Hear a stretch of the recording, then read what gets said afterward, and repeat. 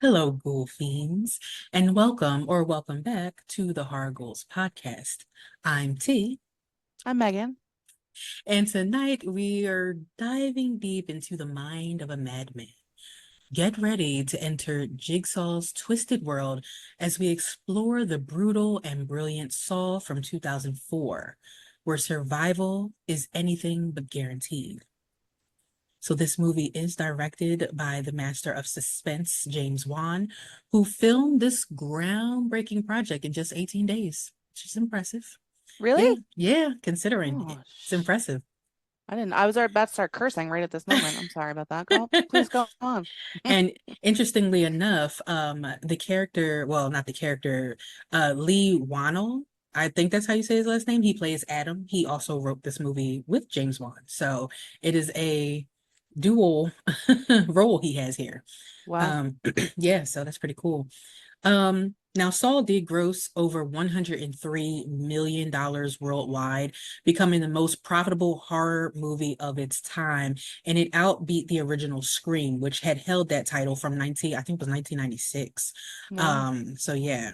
Now the entire franchise, which you know is plenty of Saw movies, has surpassed $1 billion globally, ranking Wow. as the fifth highest grossing horror franchise with 10 films total. Now, this is That's a only out, lot. it is. Now, this is only outpaced by the new It franchise, which comes in at number four. Huh. Resident Evil, which has a staggering 11 movies. Seven are live action, and four of them are full length animated movies. The Alien franchise. Sure. And of course, number one is the Conjuring universe, which is also another gem from James Wan, which makes Wow. sense. I know I've said wow so many times, but I'm legitimately like, oh my gosh, this is a lot of Yeah. interesting information. Yeah. So Saw isn't your average slasher. It's a deadly game of life and death where every choice carries a horrifying consequence. We'll peel back the layers of Saul's infamous traps, the cryptic clues, and that final twist that left audiences gasping. Is Jigsaw a twisted philosopher with a moral code, or merely a sadistic killer reveling in chaos? We're here to dissect it all. So, if you are tuning in on YouTube, don't forget to hit that like button and subscribe for more horror filled content, or catch us on your favorite podcast platform for an audible, spine chilling experience. Remember, you may not be in Jigsaw's trap, but you're certainly in our grip now. So, are you ready to play a game? I am. Ooh. I'm Ah, ready. I hope oh you guys are man. ready too. Yeah, settle in. This might be a long one, guys. Get a comfy chair, maybe a blanket. All If right. you're driving, maybe like turn on the AC to keep yourself awake. I'm Right. sure this is going to be riveting. Make sure you hydrate yourself. Don't be dehydrated like me. Drink your Dehydrated water. queen. Yeah, Yes. drink your water. Mm-hmm. I almost used my Jaws cup tonight, but I'm still using my Grumpy Bear Oh. Hot Topic. If anyone's wondering, no one cares. I'm just letting you know. Just letting you know. All right. Well, this film opens with a man jolting awake, submerged in a bathtub filled with water. In his frantic struggle, he accidentally pulls the plug, and as the water drains, a faintly glowing blue object slips away unnoticed. Disoriented, he climbs out of the tub, fumbling through the darkness and calling out for help. But a calm voice responds from across the room, informing him that yelling is pointless because he is at this point yelling into a void. The second man, who has just woken up as well, locates a light switch. As the dim lights flicker on, they reveal a grim, decaying bathroom of sorts. And in the center of this room lies a motionless, dead body, clutching a revolver and a tape recorder. Both men, chained by their ankles to opposite sides of the room, realize that they're trapped. The first man is panicking, and this is kind of shown in the like how they film it, where The camera shakes a lot when you see the first man. And when it goes back to the other man, who is much more composed, it is a very still camera shot, just to show you the difference between the two. So while this first man is panicking and we're watching shaky cam, he's screaming and pulling at his chains, while the other man introduces himself as Dr. Lawrence Gordon, urging the unknown man to stay calm and focused. But other guy, he's not interested in any type of conversation. His only thought is how he can escape.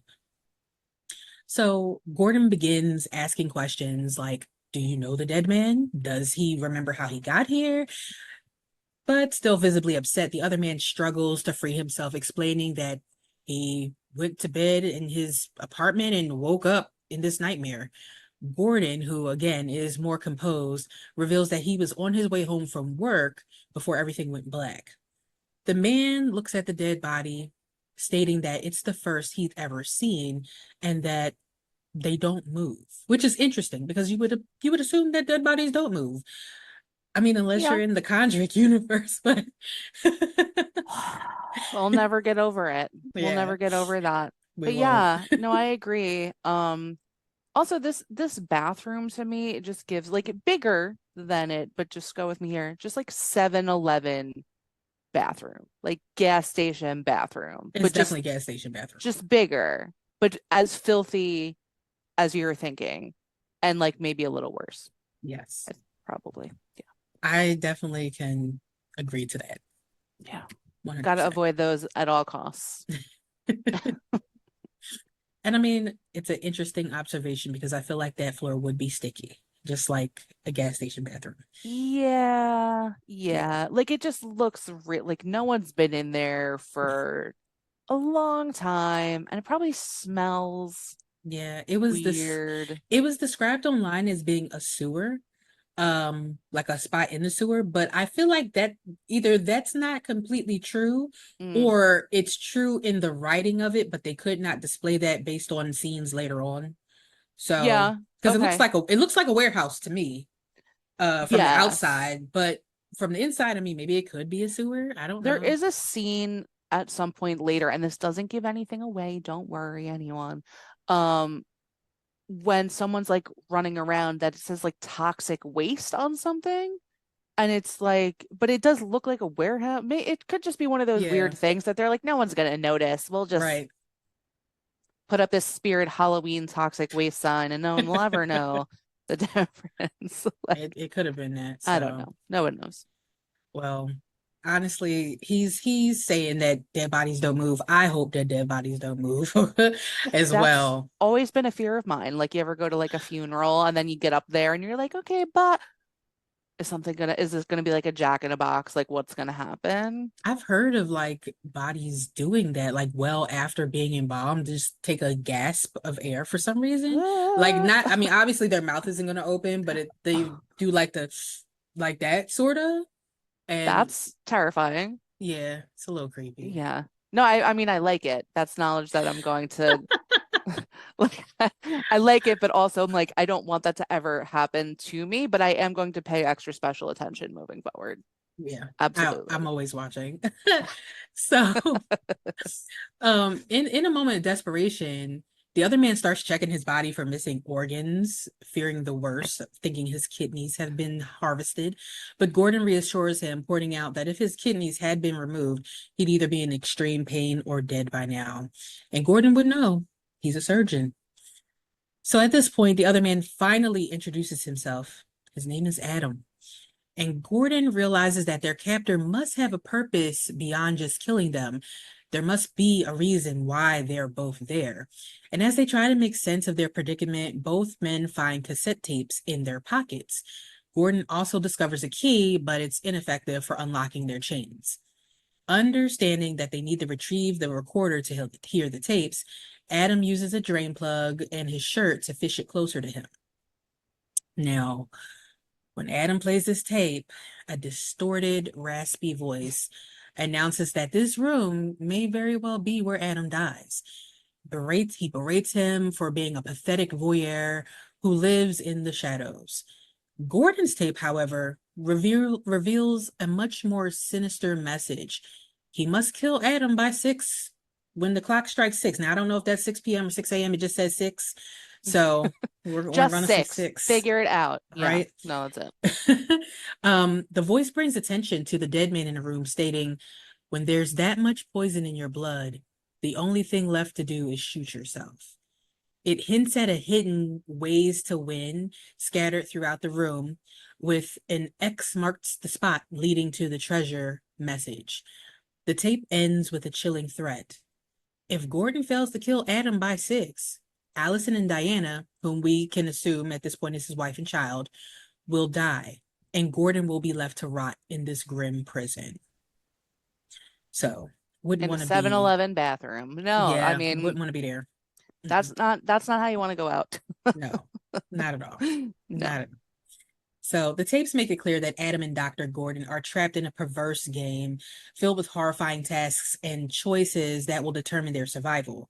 The game has indeed begun, and their lives hinge on deciphering the terrifying rules set by their captor. Now, the first clue is revealed in a whisper at the end of Gordon's tape. It says, follow your heart. And this leads the men to the toilet next to Adam, which has a crude brown heart drawn on it, uh, probably made out of poop. Okay. That's what I assumed as well. Yes. Yes. Yes. Or Snickers. So That's the best case scenario. That's the best thing it could be made out of, yes. certainly. And not Snickers that have been processed through a body. Fresh Snickers. No. Yeah, Yeah. like I just unwrapped. Yeah. And I mean, unfortunately, Adam fishes around the bowl, finding that there are no solids, and gagging. Oh my God, that's the worst. I And can't who could imagine. blame him? No. Yeah. But he does find, if once he goes into the tank of the toilet, that there's a bag containing 2 saws and something else that Adam leaves in that bag. So once he tosses a saw to Gordon, the men frantically attempt to use the saws to cut through their chains, but the blades prove ineffective. Can I ask you a Adams, question really yeah, quick? Just curious, just circling back to the toilet tank. If you saw in, like they said, follow your heart, and the heart is on the toilet tank because it is clearly on the toilet tank, where is the first place you would look? I'm looking in the tank, period. I I would look don't, in the tank too. I was confused that I'm just like, yeah. maybe it's like a man thing. Like, I don't know. I mean, I guess he just assumed he had to look in the toilet because it was the most disgusting thing. So he's like, okay, I'm in here and it's already a brown used toilet. I guess And I should he put my went through all hand in that for there. no reason. Well, no, but it's just Yeah. like it was closer, like it wasn't in the middle, but I was curious about that too, because I was like, I feel like you look in the tank, it's showing you that part. If it was on like the toilet seat, Yeah. maybe that's different. I was just curious what you thought. Okay. Yeah, no. We're we're on the I'm same definitely page. choosing the tank. Honestly, I'm not gonna lie. I have a poop phobia. So uh I probably wouldn't touch it at all. He'd be like, well, the heart's right there. I'd be like, Gordon, you might as well cut your leg off and come over here and do it yourself because I'm not touching that. You're just Okay. like, well, we are both going to die in here then because I am Exactly. not going through that. I'm not. I Nope. get that. I get it. So Adam's Uh, saw breaks while he's trying to cut his chains. And while that happens, Gordon realizes that their efforts are in vain, because it's clear that the saws were never meant to cut through the chains. They're intended for them to sever their own feet, which is creepy. what a So fun game. yeah, yeah. So now I do have a question for you. Now I sprinkled some questions in here for you. And, for anybody, watching or listening as well, please feel free Yell out to, your answer. No. yes, yeah, you can yell out your answer if you're in the car listening. You can write Yeah. your answer if you're on YouTube, just fine. If you were in either Dr. Gordon's or Adam's position, how do you think you would handle that position? I mean, handle that situation. Would you play by Jigsaw's rules or would you look for a different way out? That's actually a really good question. I like that this is also now like a choose your own ending for me. I'm going to not make it. I'm just going to tell you that right at the beginning. Um, First of all, I'm going to say I would probably not be calm. I would not be a calm. I would be like, well, let's figure out why we're in here. Like I wouldn't be doing that. Um, I think that I would start putting it together to try to like, well, they said to do this. This is what I mean, I'm not cutting my foot off, right? But I would start to pay attention to like, oh, there are clues around, like let's look at those and see what they are before I decided what to do. Like I want to see what's how this is going first. Like I think Yeah. that's where I would be at, you know. Like I would try not to be impulsive because I'm already chained up in a 7-Eleven bathroom. Like, what else is going to happen? You know, with Right. like a poop heart. Like, it's just like there's a lot going on. There's a lot to process. So I think that's how I would start. Yeah. So, what about you though? Yeah. Like, what would you? I feel like I know the answer. I think I know what you would do. But please, but tell us. I mean, I'm pretty decent under stress for some reason. I don't know why. So I probably would have a reaction that's a bit more like Gordon. I probably be Hmm. like, okay, we need to figure this out. And I probably would play by the rules if I was not Adam. Because Adam, my tape told me that I wasn't shit and I'm gonna die anyway. Right, So right, there right. was no redeeming thing about Adam's tape. So That's a good if point. yeah, so if I'm Dr. Gordon, I'm definitely, and I already know this early in the game that I need to cut my foot off. I'm cutting my foot off now. And I'm like, all right, how am I gonna get out of here? In fact, I might have to figure out first, like, okay, how am I going to get out before I cut my foot?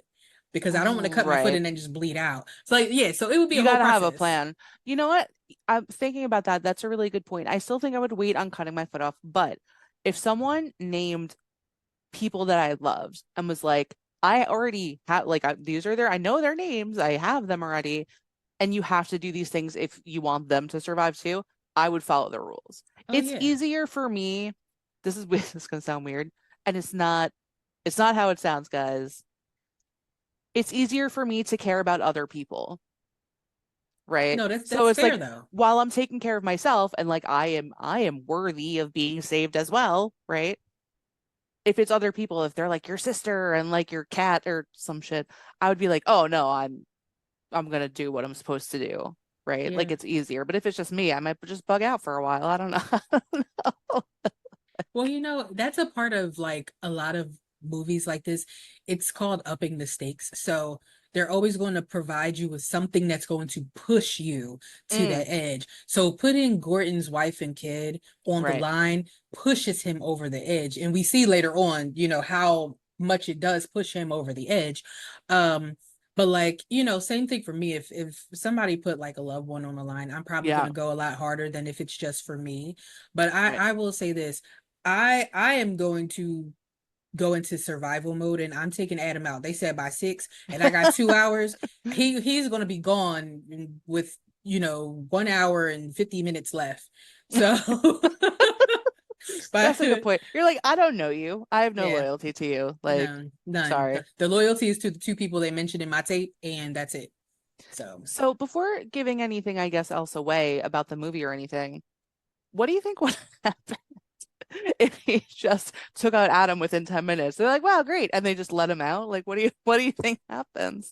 I mean, I would assume that's what would happen. I They're like, mean, wow, great job. It's over now. That's all. It's right. all over. Yeah. And then I wouldn't have, maybe I don't have to cut off my foot.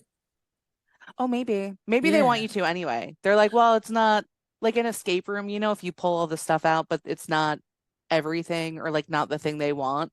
They'll just Yeah. nothing will happen. You'd be like, well, I guess I still gotta But cut my foot off. Yeah. yeah, I'm about to say, because at this point, you're not sure if somebody's actually monitoring you or not. You don't know That's what's a good going point. on. So That's a you're good just point. assuming you hear this tape and you're like, okay. But like, what if this is all a sick joke? You're just going to be in there anyway. So I think Adam said that at one point, didn't he? Wasn't he like, is this a joke or something? Like, this has got to be a joke, which yeah, is not a joke, my that's friend, not a but good joke. You just dug your hand through shit in the toilet. That's not a joke. that's That's not not a a joke at all. no, that's a terrible, There, terrible there's joke. there's a seemingly there's a dead man in the middle of the room with a gun, like just Yeah. whatever. Just yeah, like Did we why? Why would this be mention, a by joke? the way, there's an enormous blood pool around the person in the room. Like it's not like a clean, Oh like, no. oops, there's a hole in my head. Like it's it's everywhere and there's like injury evident and it's a whole so It's a that whole adds mess. another element to it is that you're sitting and there's this guy between us with this giant pool. This pool. blood Yeah. pool. This dead Gross. pool, if you will. See Haha. what I did there? Okay. Well, it is at this point that Gordon begins to reveal who he suspects is behind this whole ordeal, and he starts recounting a story that he's all too familiar with. So, 5 months ago, detectives David Tapp and Stephen Singh arrive at an abandoned warehouse where they are briefed by Detective Allison Carey about the brutal murder of Paul, a hefty 46-year-old man found dead from severe blood loss. Um, and he was there for like 3 weeks. So this is 3 weeks later. So Oh. I'm sure he smells. Uh, Now Paul was ensnared in a trap of razor wire designed to disembowel anyone who attempted to escape. And as a matter of fact, his stomach acid was found on the ground under his body. It was deep. Yeah. Yeah, yeah. So a tape at the scene outlined the twisted game meant for him, and a jigsaw puzzle piece was carved into his flesh. And as Gordon narrates the story, we glimpse another crime scene. Mark, a victim who burned alive in his own game. But at the scene, a pen light was found, and this leads the detectives directly to Gordon. Now, Yeah. I just want to say yeah, really go quick, ahead. I thought the second trap was very creative and I very much enjoyed it as much as you can enjoy a sadistic trap, I It guess. was, But yeah. it was like I don't remember all the specifics, but it was like he had like a flammable substance on him and there was a safe with a key for him to get out. I don't He had, remember. I believe he had a poison in him, and the The antidote was antidote inside was in of the safe. the safe, and there were numbers all over the room. And the room is dark, so the only way he can run get the numbers is by holding a candle. And he has a time limit, of course, so then that's how he got lit up. But it's such a creative, you know what I mean? Like, and the preparation that Yeah, must have gone into something like that like was crazy. the thing is, what's rude about it is there was a tea, it was a tea light. Like Oh that was yeah, it was it a was little. basically a tea light. Like you couldn't give me a whole candle with a Yeah. candelabra. Like I couldn't get just Right. a full size. I couldn't get a Yankee candle. Well, the I first couldn't thing get I a thought, Bath and Body Works 3 wick three candle. wick, no, not on sale, 12.99. 12.95, I'm sorry. Halloween candles out now, everyone. Um, but it was weird because my first thought when I saw that was like, blow out the candle, right? That's Because what I thought then too. there's no fire, but then it's like, oh, but then you can't see the numbers, but then you're Yeah. gonna just die anyway. And just a question quick, I guess, about the first trap. Sorry to be talking so much, but Oh no, you're fine. how would you be expected to get out of that? That doesn't seem like one you could get out of because the barbed wire was everywhere. And Well, normally these are tests that are supposed to be allegedly survivable if you do the things, but if it's like you can't, it's well, just I mean, if you look at that scene, there is a clear way out of that razor wire. Like there's holes cut in different areas. Like it's not straight through. It's like okay, staggered, like back and forth. sure. And so the person and the whole thing with the first guy, what was his name? Paul. I believe it was Paul. I think Is so. Yeah, yeah. that what I said? Yeah, Paul, the hefty man. The whole thing with him is apparently he was doing things to himself Yes. and for people who are just listening, he was doing bad things to his arms um for attention. And so the whole thing was, do you really want to live or do you really want to go someplace else? So if you Right. really want to live, then you will get all the attention you want all over your body. Hmm. And Right. so I think So that, yeah, really he was supposed to use his brain, be a little more rational and find the path versus just barreling through right. just whatever was there. Okay, Which I is get what it. we see Yes. in the scene. He does like struggle and he's like frantic. And so when you're in that Right. state of mind, you wake up and you're inside of a trap that's cutting into you. Like, Yeah. yeah, you're not, your first rational thing is, well, let me figure out the path of least resistance. Like you're Right. not No, no. thinking that. I So definitely get that. I was just curious because I was like, it didn't appear like you could escape it, but I didn't notice what you just said. So now makes sense. I would be quite honest. I don't know how the second guy could have escaped because I feel like that was like a unwinnable task. Like the candle's gonna blow out well before you could go through an entire like 8 by 8 room, Hmm. full of numbers ceiling to floor. And he wasn't going in any type of logical way. He was like on one wall, then he would go try it, then he would skip to another wall. It's like, how do you remember where you were, sir? That seems very Um, unwinnable because it's between the candle and the flammable substance, and then the poison's working at the same time. But then any moment you run out of light, then you no longer get the combination, and this just yeah, that was a yeah, tough one. Yeah, yeah. So it seems but I very liked it. I'm just unwinnable. gonna. It was creative. It was. Yeah, definitely creative. Yeah. So our scene now, we've left the crime scene and we're moving to the hospital where there are some eager residents listening to Gordon discuss a patient. And there is one resident in particular that's giving him like googly eyes. And Very in a it's creepy way, like very yeah, obvious and creepy. Like, it is. And it's funny because they kind of like almost all of them are kind of smiling and giddy, but this person is like she's a little over the top with it. yeah, Um, and so while Gordon is talking about this patient, an orderly comes in named Zep, and he interrupts Gordon to remind him that the patient's name is John and he's an interesting man, giving some actual like life and a actual person to like put with this patient because right now, humanizing him. yeah, because right Yeah, now Gordon is just talking about him like he's just a subject. the patient, the Um, patient, the patient. right. Yeah, And unfortunately, Gordon really he just responds with condescension, brushing off the connection, saying like, "Oh, our orderlies, like they get so close to our patients. Anyway, the patient." yeah, So it was very rude of him. And so Tab and Singh, they confront Gordon with the pen light as evidence, urging him to come to the station. And a conversation with his lawyer hints at some infidelity because his alibi is that he was visiting someone, and it wasn't a patient. huh, So, even though this is a very shaky alibi, it does check out. And he's then asked, before he leaves, Gordon is asked to listen to the account of Amanda Young, the only survivor of a jigsaw trap. Now, as Amanda recounts her harrowing experience in the infamous reverse bear trap, we see her dilemma.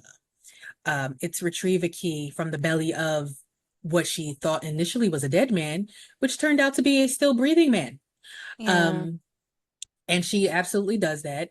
And I'm sure you all have, at least even if you haven't seen this movie, you are aware of this trap in particular. It is the most famous trap in this game, in my opinion.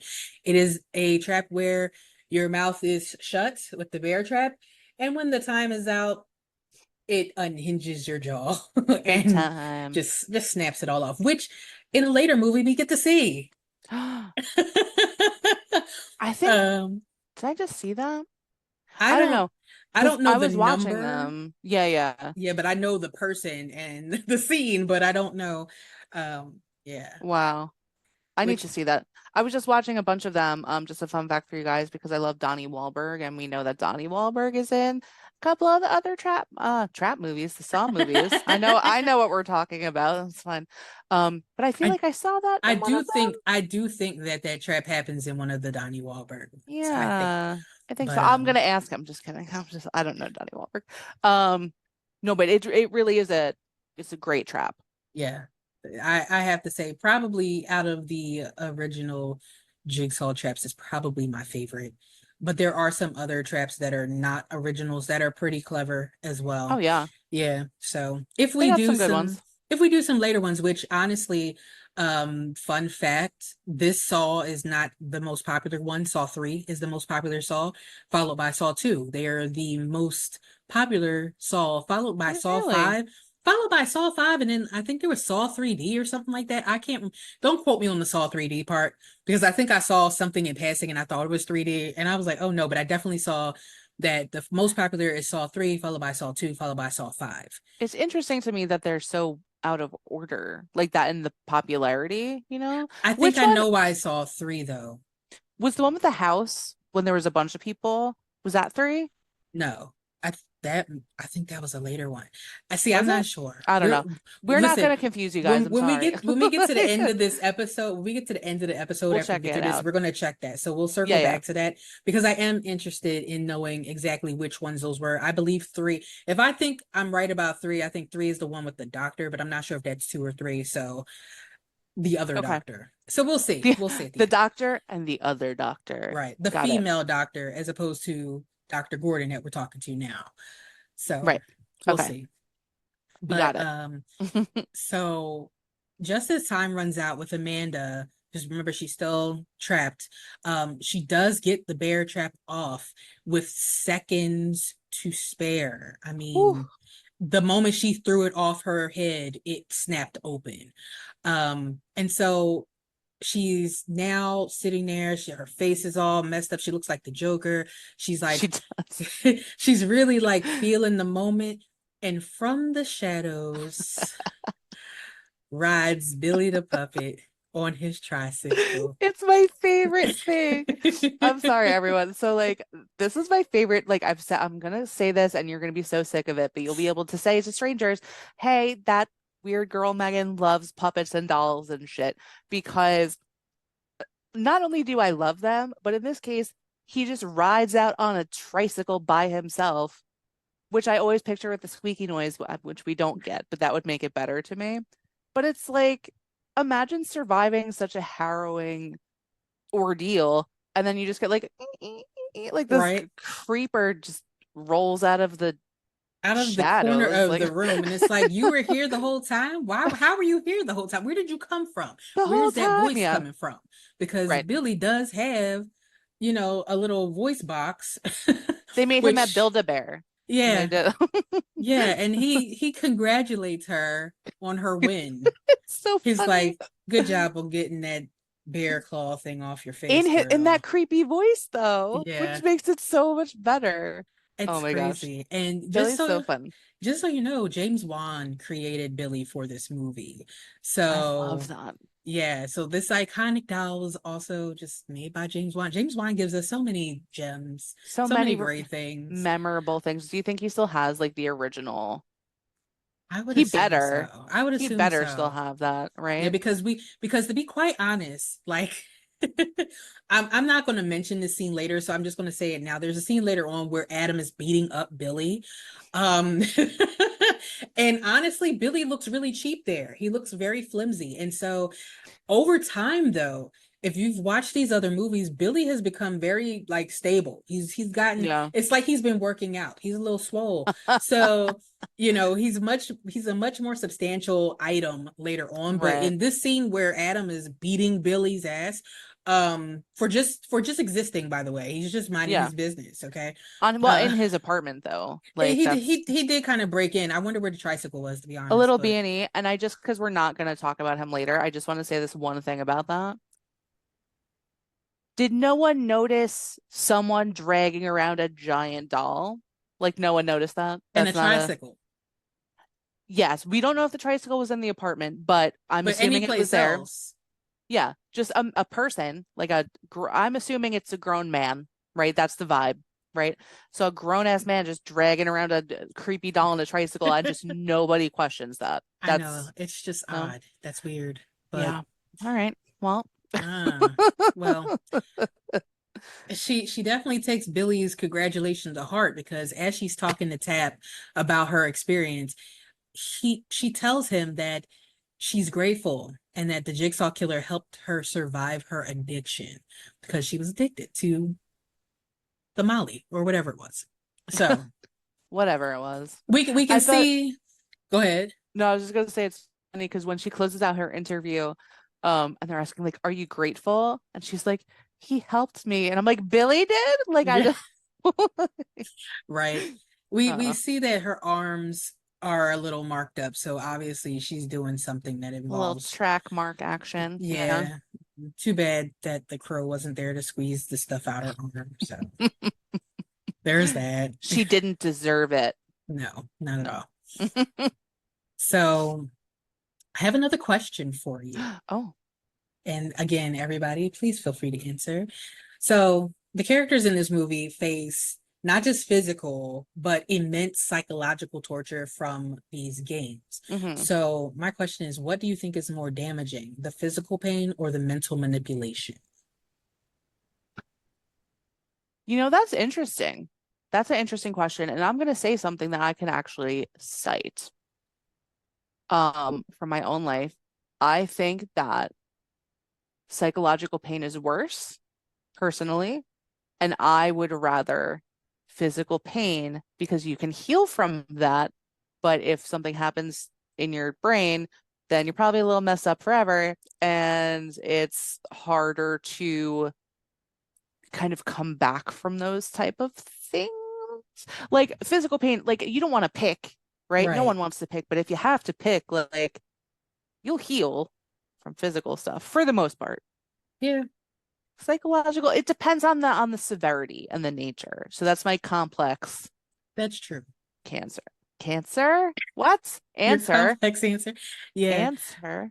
Yes. No, but honestly, I feel the same way. I think that mental manipulation, psychological torture Yep. is horrible. And I mean, you see that with like wartime Oh people. yeah, It's like they do a lot of psychological torturing, like waterboarding and things like that's absolutely. that's a little physical, but it's also mental. And then like light, they have lights on all the time, which is also a torture technique. And Absolutely. and that's not hurting you, but it's messing with your mind. And It messes with your mind. Yeah. I think what's so horrible about these traps is that you're getting both. And Yes. at the Absolutely. moment, I think that for a lot of these people who fail their tests, I think that the combination of both the mental and the physical is just too much, and they can't like figure out what to do. Because Yeah. like if we take Amanda, who we just saw, who survived it, she panicked in the beginning of her scene, but she was able to be like, you know what? I gotta dig in there, literally dig in that gut. Oh, And no, it doesn't matter that that man is breathing and awake. I'm gonna dig in that gut. I'm gonna get the key. I gotta do this because she wasn't in physical pain yet. right. But when we take Paul, the hefty 46-year-old Right. who was with the razor wire, he woke up in his trap, as far as we Yeah. know. And so, or at the very least, he tried to crawl through it, which caused both the psychological and the physical pain. So, Right. I think it's a And it's lot his worse. warnings too. Like the way he's already setting it up as a warning Right, or like something's going to happen to you, right? So even if it's not physical pain in that moment, it's the threat of physical pain, which is right. psychological pain. So it's like he's very smart, this Yeah, person and this yeah. puppet. They're very smart. It probably, So, I can't even lie to you. When I first watched this movie, like while I was watching it the very first time, I've seen this movie plenty of times now, but back in 2004, um, I honestly thought the puppet was doing everything. I thought the puppet was doing everything. And I'm not even gonna lie to you. It took me quite some time to realize like the oh, puppet had a different name and that, I was just that's like, really good. yeah. That's really good. So it's like you thought it was another kind of like almost like a smarter Chucky situation. Yeah, because I'm like, okay, ain't no way that man rode out on that tricycle like that. Like he definitely Well, is setting up then, how's he setting up these traps? Like imagine, on imagine it is the doll, but that's how he gets from place to place, is that he's just riding down the freeway on his the little tricycle. tricycle. But yeah, so there was a moment for me to really think that. Oh, But well, thank you so much for sharing that because that's amazing. If you think about it, because like again, I also just rewatched this and like thinking about the whole movie, but in that context makes it so funny. yeah, I would love to see that as a parody like sketch, that would be right? funny. That would Like be a good. little like funnyordie.com or whatever. And adding the squeaks into the Oh, tricycle, you of have to course. the squeaks. We need the squeaks. It was already funny. Even Yes. just seeing him wheel out in a serious scene, I was laughing so hard. I was like, this is very silly. Um, Oh but man. it's one of those things too. It's like, sorry, I don't want you to think I'm laughing at you, sir, in this serious. Like, sorry. But I But am. it's very funny. Yes. Well, meanwhile, Adam becomes agitated and realizes that the mirror in the room is actually a two-way mirror because he throws something at it and it breaks. And so now they know that they're being watched. And as he lashes out, Gordon explains that their predicament has been meticulously engineered to achieve a specific outcome, stating, to overcome something, you have to understand how perfect an engine it is. And I think Mm, that is a brilliant line. I love that line so much. yeah. Um, and you can apply it to everyday life. He was applying it to surgery. He said, because you know, in surgery, blah, blah, blah. And I totally toned that out because I was too busy writing this. And I was just like, that's a great line. Yeah. Um, And so yeah. cancer in specific, I believe he was talking about because he is like an oncologist, right? Hmm.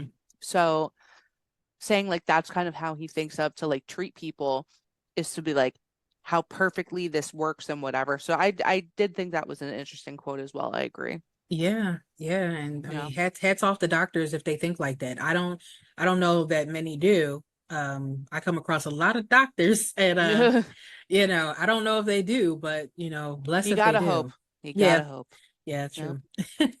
So now we do get a flashback of Gordon's daughter, Diana, and she has a nightmare about a scary man in her room. And her mother comes to check on her, Allison, but she doesn't want Allie. She wants her dad. And so he does go and check, and he's like, there's nothing here. And he's trying to put her mind at ease, and he's talking to her, but his pager goes off. And when his pager goes off, she worries that he's going to leave them because apparently he's been given the vibes that he's no longer interested in her or her mother. And he reassures her of his love. And it's cute, but the cracks are already starting to show, Right. with this relationship, not necessarily with his daughter, but with his wife. And so um it's at this point, we switch back to real time, and Gordon, he's talking about his daughter, and he's like, oh, do you want to see her, to Adam? And he tosses his wallet to Adam, revealing a picture of his daughter. But when Adam asks to see a family photo, and Gordon's like, oh, it's behind that one, he discovers a disturbing image of Gordon's wife and daughter bound and gagged. And on the back of that Polaroid is a clue: X marks the spot. Sometimes you see more with your eyes shut. So now Adam, reluctant to share this new information, keeps the photo but tosses the wallet back, claiming that the family picture is missing. And this makes Gordon like frantically go through his wallet, like, oh, he must have taken it. But we don't really know what Adam's game is with this. I honestly felt like in this moment he was being nefarious because he wanted that X marks the spot clue. Right. So I That mean, makes sense. he gives me those vibes. So, A little sneaky snake. Yeah. yeah. When we see Gordon leave the house that night, him and his wife exchange words. She's like, if you're just not happy, basically, then you need to tell me and we can just end this. That's basically what she's saying. And he's like, you're silly, like whatever. But he's still leaving out the house. And once he leaves, we see that Diana was actually right about a man being in her room, which Yeah. that is the scariest thing. Like she's laying in the bed with her back to the I hate closets. I know. Okay. Oh, I hate closets. She's laying with her back to the closet, and in the closet, we hear the man come out of the closet, which this is the most creepy. He's a very he's he's a very creepy person. yes, he is. He's very Yes, he creepy. is. But anyway, she screams. Allison rushes to find out what's going on, and she sees a cloaked figure attempting to basically abduct her daughter. That's not what you want. And Yeah. no.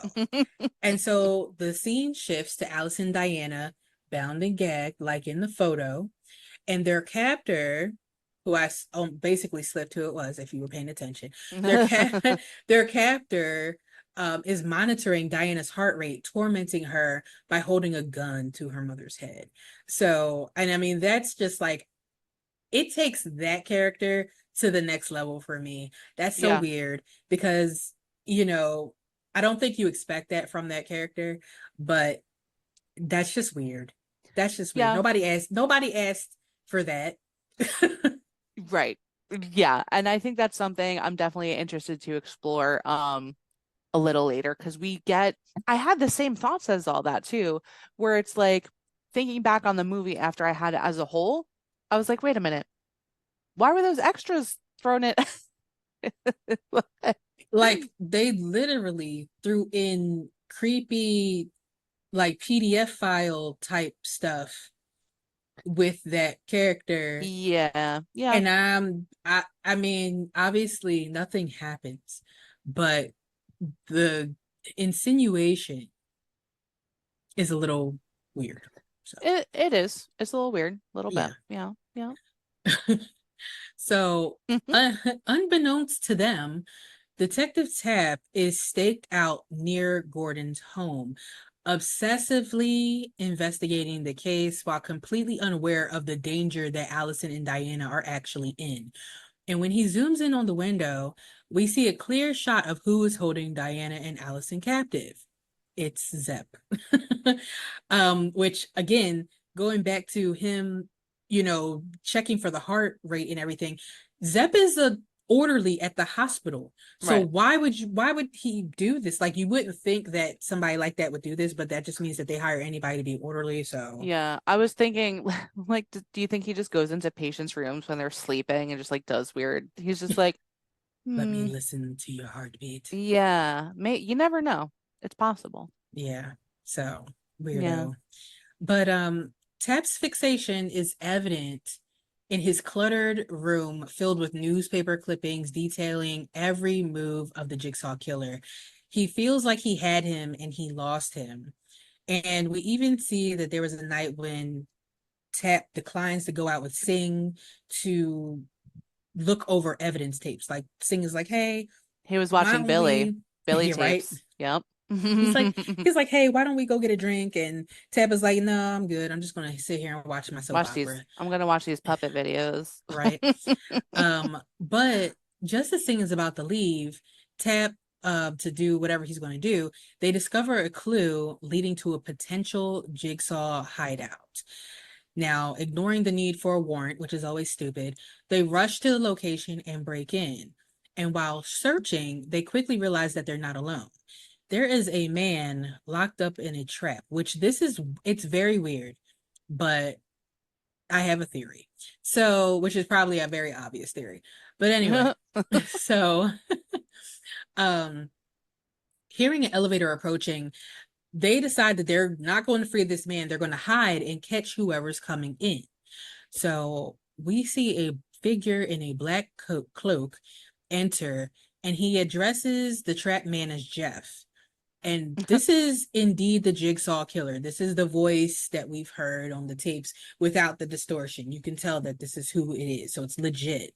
And Tap and Sing spring from their hiding spot, like freeze. But Jigsaw is quick and he triggers Jeff's trap, offering the detectives a chance to save him. So Singh struggles to free Jeff while Tap forces Jigsaw to his knees. And eventually Singh shoots the trap, stopping it, but Jigsaw isn't finished. He pulls out a knife, like it just kind of like slides out of his cloak. Yep. And he slashes Tap's throat before escaping. Yeah. So this sets a whole thing in motion because Singh then pursues Jigsaw into the building's basement, firing a shot that seemed to hit the man. But this is all a trap because Singh trips a wire and is shot in the head, killing him instantly. That was So, pretty ingenious, I thought. The way, because it's like the invisible wire, you know what I mean? yeah, Um, very close to the floor that the guy, or Jigsaw rather, he like tripped and fell over it, not touching it, but there were like six shotguns rigged to the yeah, ceiling. it It was was plenty of them. yeah, it was a lot. So that poor guy didn't even have a chance. Not at It was all. like instant gone. Yeah. Yeah. To the point where he was gone before his body realized he was gone because it was Oh still yeah, like standing up, like moving around and stuff, which is typical. I think that's actually a real life thing, yeah. I've heard actually. that as well. Yeah. Never seen it. Don't need to see Yeah. it, We haven't seen that. Okay. but heard it and Yes. looked pretty good on film. Just gonna say. There you Yeah. go. Yeah. Um, so Tap, like, he stumbles down the steps holding on to his neck, which, by the way, this is Tap is played by Danny Glover. And Yay. I I love him. honestly, I love him too, but I hate how the whole neck slashing thing, because he's like Yeah, yeah, yeah, the whole time, like as if the knife sliced so deeply that it sliced his vocal cords yeah. too, which Oh. I mean could have happened, but it's just like Well, it's the I actual was face that gets on my nerves. no, I agree because he's doing it the entire time. But I was Yes. wondering that when he was kind of like hopping around his weird stakeout because he's like whispering and mumbling that I'm like, "Oh, did it Yeah. get him like that?" It So, yeah. seems like it did. It seems like Yeah. it did, but like the whole part where he comes down these steps, mind you, like you would think he really wouldn't have stumbled down the steps, but he's committed to making sure his partner's okay. So Absolutely. he stumbles down the steps, holding his neck, making weird noises, and it's just in time to see Jigsaw escape and discover Singh's lifeless, headless body. Womp So, womp. yeah. Yeah. So this traumatic event deepens Tap's obsession, though, leading him to talk to a picture of his dead partner, vowing to close the case. So now we're seeing why everything looks crazy in this little room of his, because it's basically a shrine to his dead partner and also a who done it like pictures everywhere of It's a figuring crazy out room, guys. It's a who it's a crazy is. room for It crazy is. people. Yeah. Just doesn't have the padding. So, Yes. And I can say that as a crazy person, so don't come for me. I don't want to hear it. Just saying. well, we return to the current game with Adam secretly trying to figure out the clue from the Polaroid. And eventually, he convinces Gordon to turn off the lights, revealing an X on the wall. And Gordon is suspicious, like, how did you know that? But he's like, whatever. So they inside the wall, they find a locked box, which this box is open with the key that Gordon had earlier that did not unlock their chains. And so inside this box is a phone, some cigarettes, a lighter, a bullet, and a note that is just for Gordon. And this note reads, "The cigarettes are harmless, I promise. Smoking is only poisonous when it ends in bloodshed. Think about this. You don't need a gun to kill Adam." So Adam asks for a cigarette. And while Gordon tries the phone, realizing it can only receive calls, he's Right. kind of trying to distract Adam while he's playing over in his mind, like, what should I do? Because he knows exactly what this note is telling him. And so when he's on the phone and it's not going through, this triggers a memory of when Gordon was attacked. And basically, someone in a pig mask ambushed him in the parking garage.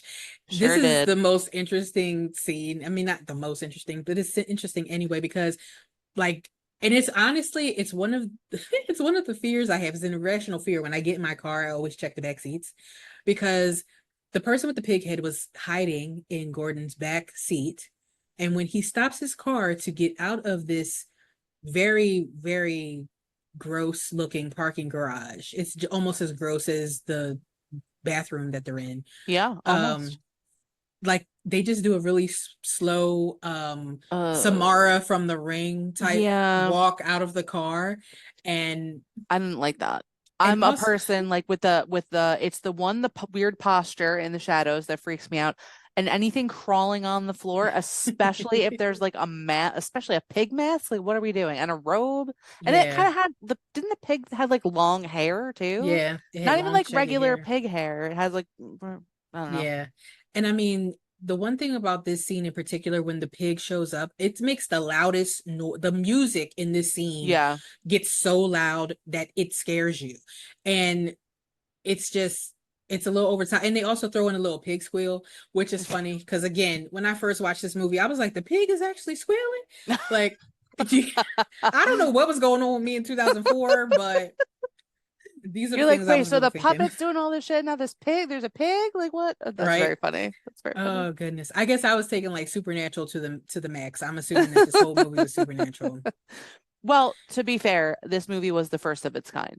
Yes. So, Yes, yes, it was. And yeah, I have another fact. James Wan and Adam, okay, when they were thinking about this, they were in like school together, like film school, and they wanted to create a movie that was just based in one room because they had no money. And that was their goal. They said, we want to create a movie that just takes place in one room.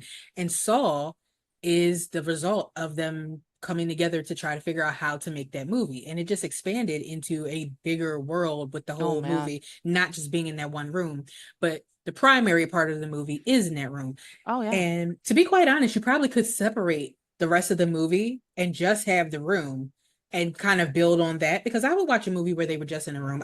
There is a movie that's people just in a room. I've seen that before. Oh yeah. So I yeah. agree. So I would watch that. I agree with that.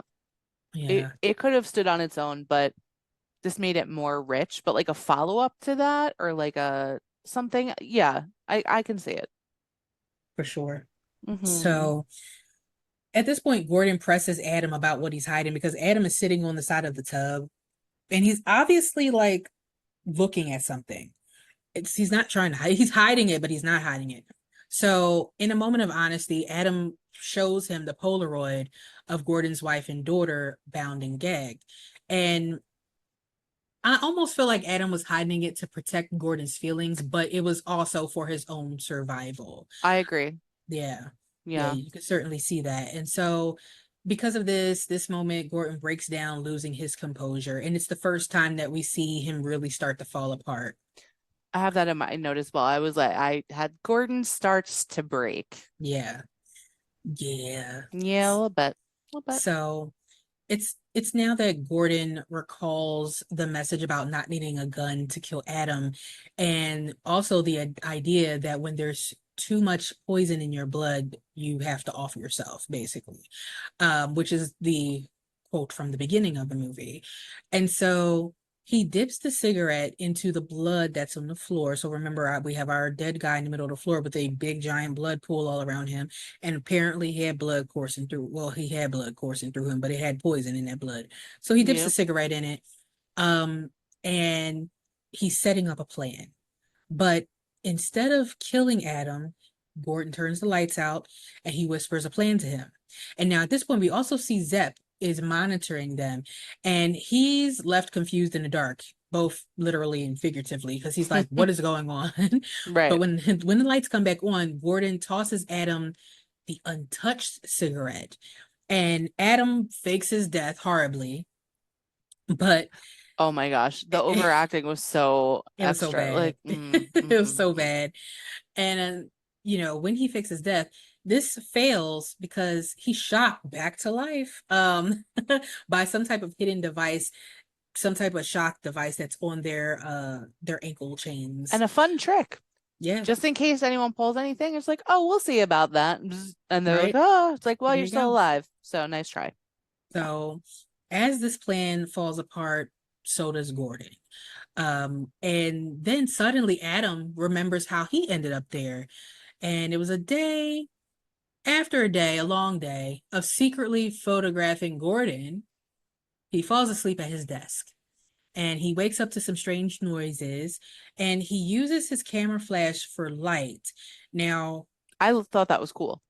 it is so interesting because this movie came out in 2004, and I believe last year there was a video game that came out that it's popular amongst like the horror people who play horror video games. It's Mhm. called Madison.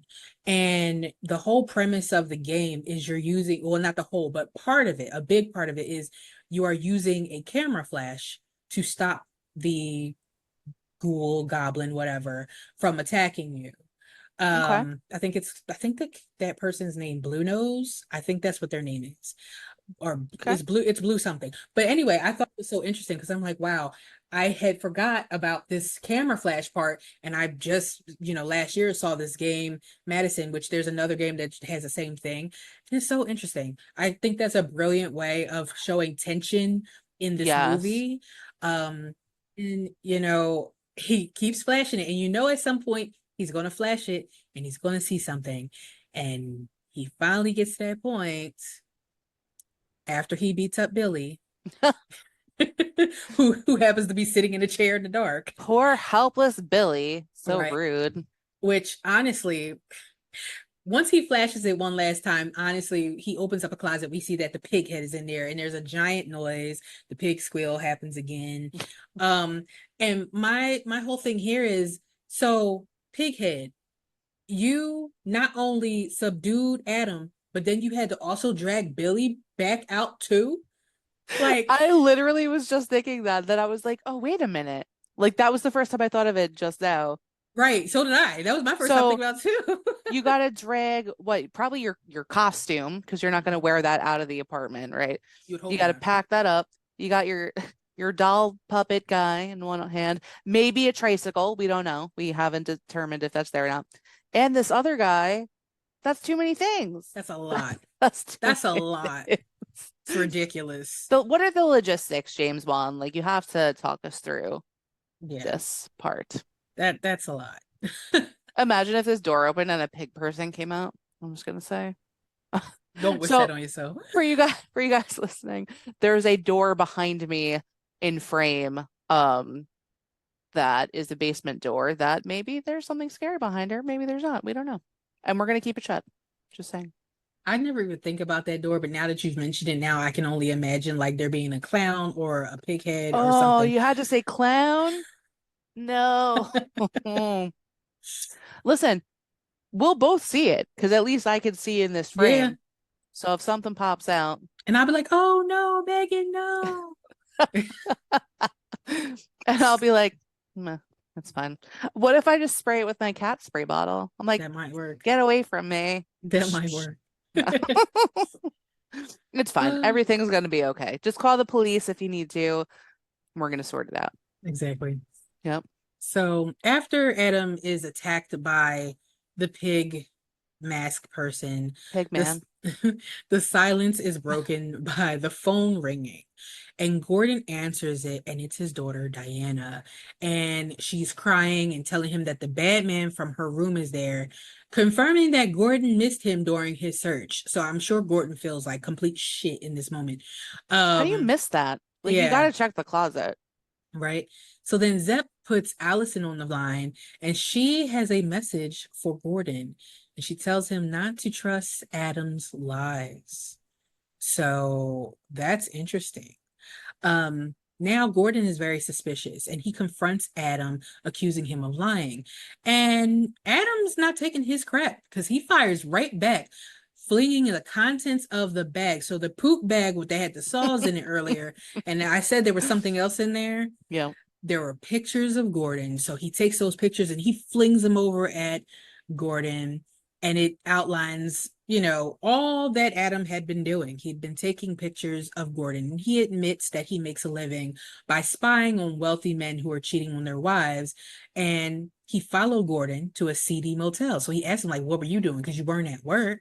And so Hmm. now that he's caught, the story flashes back to when Gordon was paged at home, and it becomes clear that this was not the hospital paging him. It was the creepy, googly-eyed resident from earlier who was giving him the come hither eyes. Um, and she's basically like, I didn't think you would come. I really I wanted you to be here. Because he's like, why would you page me?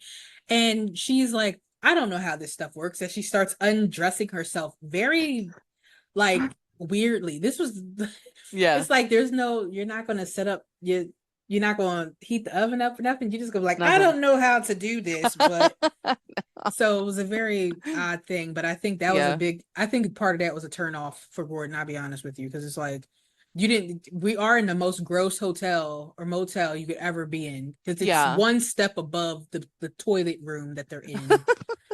I agree. I think it was a couple things. I would think it was that she like paged him at a time that like Yes. caused him issues. The fact that she's so awkward, the fact Hmm. that they're in a filthy place, the fact that she's just like, well, I guess I'll just take my shirt out. Like he was like, whoa, whoa, whoa. Okay. This is And yeah. yeah, I think it's all that mixed with, honestly, he wasn't prepared to do that. He didn't want to do that. Yeah. I Like think he's just bored and this was exciting. it gave like all of those things too gave him time to think about it when he wasn't 100% on board to Right. begin with, but also like silly or disgusting. So Yeah. And I mean, if all of that wasn't enough to make him be like, I don't want to do this, the phone rings and it's for him, even though she didn't tell anybody that they were going to be there. Slightly And troubling. yeah. And so Gordon takes the phone and there's an ominous voice on the other end that says they know what he's doing. And so this definitely spooks him and he leaves in a panic, which also gives us a little flashback of when Adam is actually taking pictures of Gordon, where Gordon should have realized he was having his pictures taken Right. right before Pigmask jumps out and captures Gordon. And Gordon's asking Adam, "Did you see what happened to me?" And Adam's like, "No, I took pictures and I left. I'm not worried about you like that."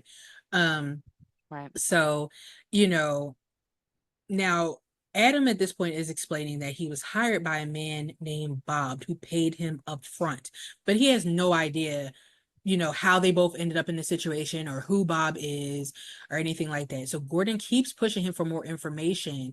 And eventually, after Adam describes what the man looks like, it's revealed that Bob is actually Detective Tab. And it's Dun dun dun. Yeah. right. And Yeah. it's now that we learn that Tap has been discharged from the force after having a mental breakdown following Singh's death. And this pushed him even further into an obsession trying to capture Jigsaw, leading him to follow Gordon, thinking that he was the Jigsaw killer. Right. Exactly. Now, we already know that Adam flung pictures all over the room, and one of the pictures is close to him. And he notices something in one of the photos. There's a man in the window, and he's like, I didn't take this picture. And interestingly enough, it feels like it's a picture taken from where Tap is. Um, Yes. so we see the different view that we saw earlier, and when Gordon gets the picture, he recognizes Zep. And he's like, oh my God, I know him. And so meanwhile, Zep now, who's watching on the other side, realize he's been exposed, but he also knows that time is up because it's 6. The game has ended. 6 o'clock, bitch. Yep. Yes.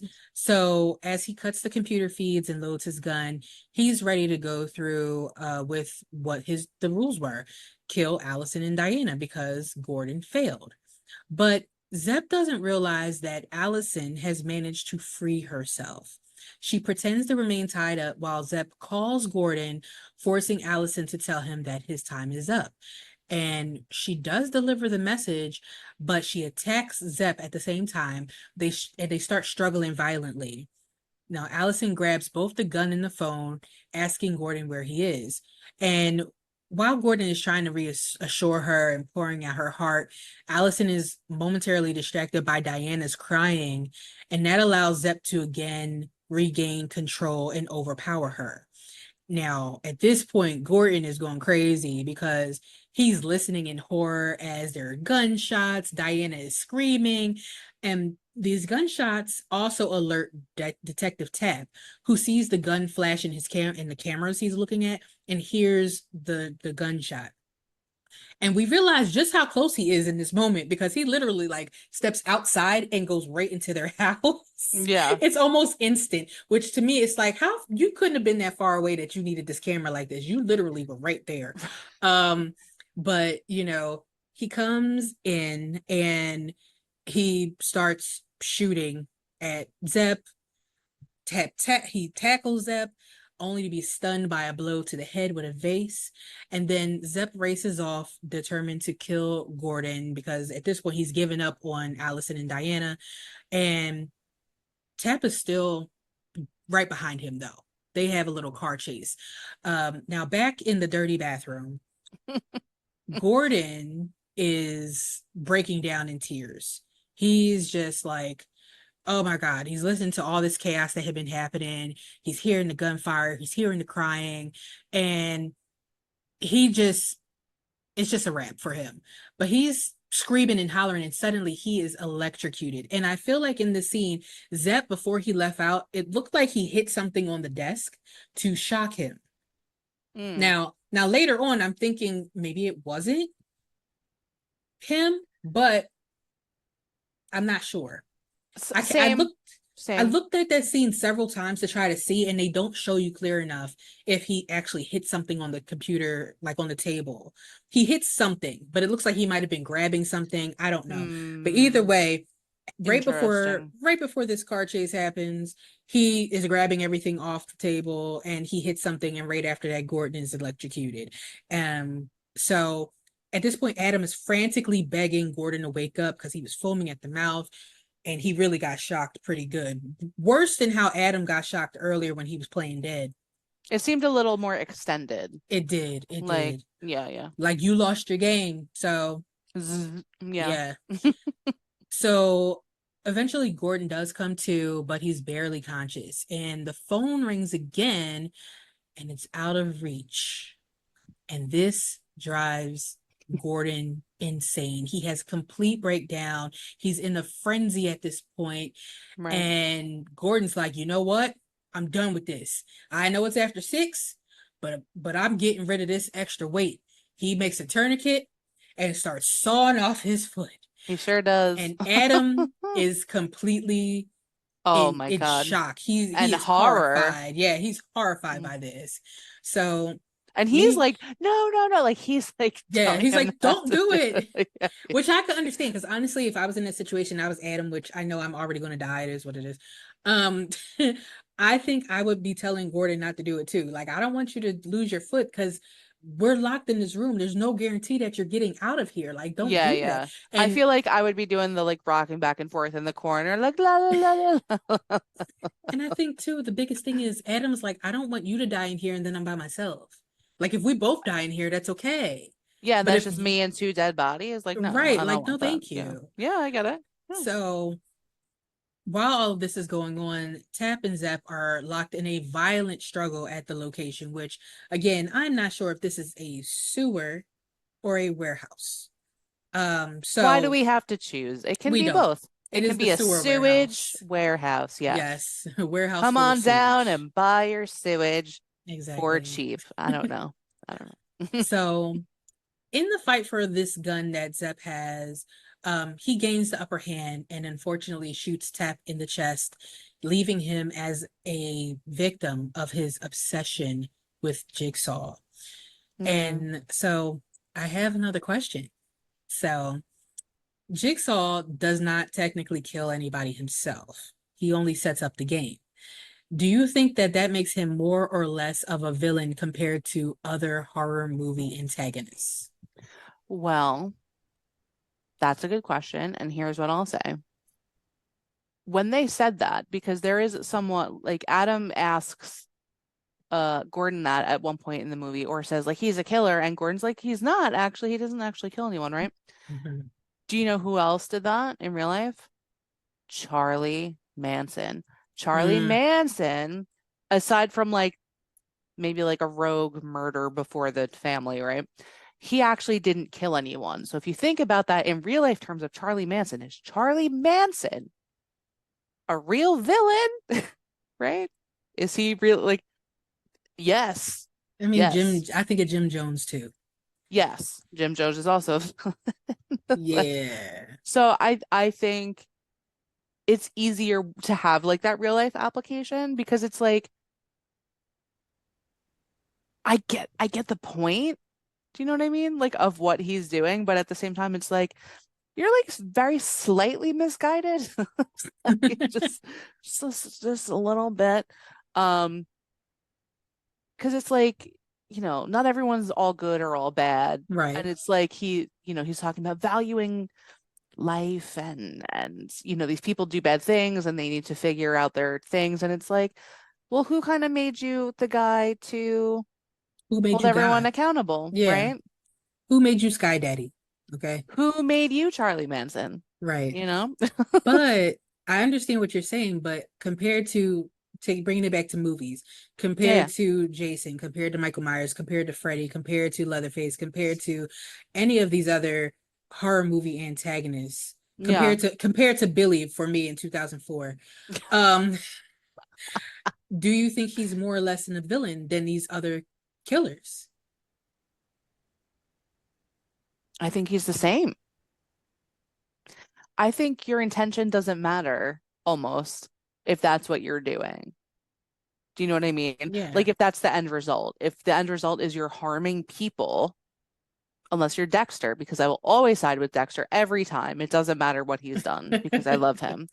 Um, I think it's the same thing. Like it's because it even though like he is trying to kind of like reroute them and redirect them, if you still look at all of the things he's setting up for them, they're malicious, though. He is setting them up maliciously. It's not like he's setting up like a nice trap. Like when Right. it's it's still malicious. So that's what it is to me. Like even though that's his intention is to like set them right, what he's doing to them and most of them are dying anyway. So it's like, Yeah. Yeah, it's rare that people survive these traps. and so So, far, and correct me if I'm wrong, these are people who like none of them, I believe, have been murderers. They have been like I don't want to say the word, but like trying to unalive themselves, being a drug addict of themselves, taking pictures of their other people. They're they've not been some liars, cheaters, drug addicts, stuff like that. Like, right. no, I don't think anyone had done anything super malicious. We could be wrong in later episodes, Yeah, yeah, but but just like for like this, the first couple ones, like, no, these people weren't necessarily bad. It's right. specifically the first people we see in this movie, including Adam and Gordon, have not done Right. anything to warrant death. Right. So it's like for me, um, while I enjoy movies with like vigilante justice, like how we just did The Crow, like I like that. And I know we are not condoning that officially, vigilante justice, right? But that to me is still different than this, Right. you know? So to me, it's like, no, he's the same to me as the other villains, even though like he might have the illusion of being deeper. It's just he's using that to justify these Yeah. things that he's doing. And it just to me, it's like you're it looks like you're making it overcomplicated, friends, but you're not. It's still the Right. same thing at the end of the day. To me. That's just my opinion. Now, I have to I have to agree because the thing is, and you I don't think people would completely I'm pretty sure people would follow this thought that the person who is the Jigsaw killer is very bitter. That person is bitter Yeah. and they're angry. And you see this in the last movie that actually came out, which I have not actually watched the very last Saw movie because it's a prequel. I think it's in between this one and the second one, or between the second one and third one. Either way, it shows you even more so why he's so bitter. Oh, Okay. interesting. I didn't know that. Yeah. And so, you know, I think that he's just as bad as the others as well because, No, like, I mean, all of them to a certain extent, outside of well, even maybe Leatherface too. I'm not sure, but um, I love him. He but wears like his heart on his sleeve, okay? you I wear appreciate somebody's that. heart on their sleeve, He wears so somebody's face on his sleeve, on his face, someone's face on his face, you know? yeah. Yeah. But like they all kind of have some type of bitterness to them. Like if you think Michael Myers was pissed off at his sister, Right. Jason was avenging his mother And for the most himself. part and himself. Right. You know, Freddy was a PDF file who burnt up and was then coming after children because he couldn't get enough for some reason, And you know. their parents are the ones who took their Right, revenge on him. So, right. And then I yeah, even think with like with if you unfortunately, if you look at the very first prequel to the Texas Chainsaw Massacre, which I think was the most recent movie that came out, like where you see his origin story, Leatherface's origin story, you kind of see like why he might be like that too. And it's honestly his family. But to isn't the it always? yeah. So I mean, yeah, I think that he's just as bad as the rest of them, no matter how much he's helping people be better. Because honestly, you know, later on in the series we find that this does not work. This did not work. This may have worked for one person, but in the end, that person too also became sadistic. Right. Okay. So Yeah, that's what I mean. There's no like, it's not a scientific experiment that shows results at the end. Like, hey, when we do this, this works out, and the people turn their life around, and then they're politicians who help their community, and then everyone's happy, and groceries are cheaper. Like, I don't, it's not, that's not the right. story that we get. No. So yeah, but that's a question that does, as you saw, like it kicks into my true crime brain as well, because that is the question with Right. people in real life. Like a lot of, and I'm sure we'll touch on this in other episodes too, a lot of horror movie villains are based on real life serial killers, and even just pieces of them, like they kind of make an amalgamation of a bunch. Right. Um, but it's like people go through things and they affect them, and they create for the most part. Some people are born evil and some people become evil. It's a psychological thing. I didn't make that up. Um, and it's like when you're saying like Leatherface's family like shaped him, he became who he was because of how he was raised and his Yep. situation. So it's the same thing, but a lot of people go through the situations, and what differentiates one person from another, because someone else is not doing these things. They are not Jigsaw. They don't have Billy, unfortunately, because that would make their life so much better to have a beautiful puppet. I'm just Right. saying. But that's they are adjacent like thoughts. Do you know what I mean? Even though one is Yeah. based in reality and one is a movie character, but they're interconnected. You Very know what much I so. mean?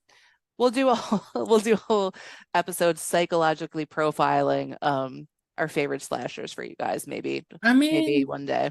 that's not a bad that's not a bad episode. We might have to do Maybe that. one day I'll get out the old PowerPoint presentation.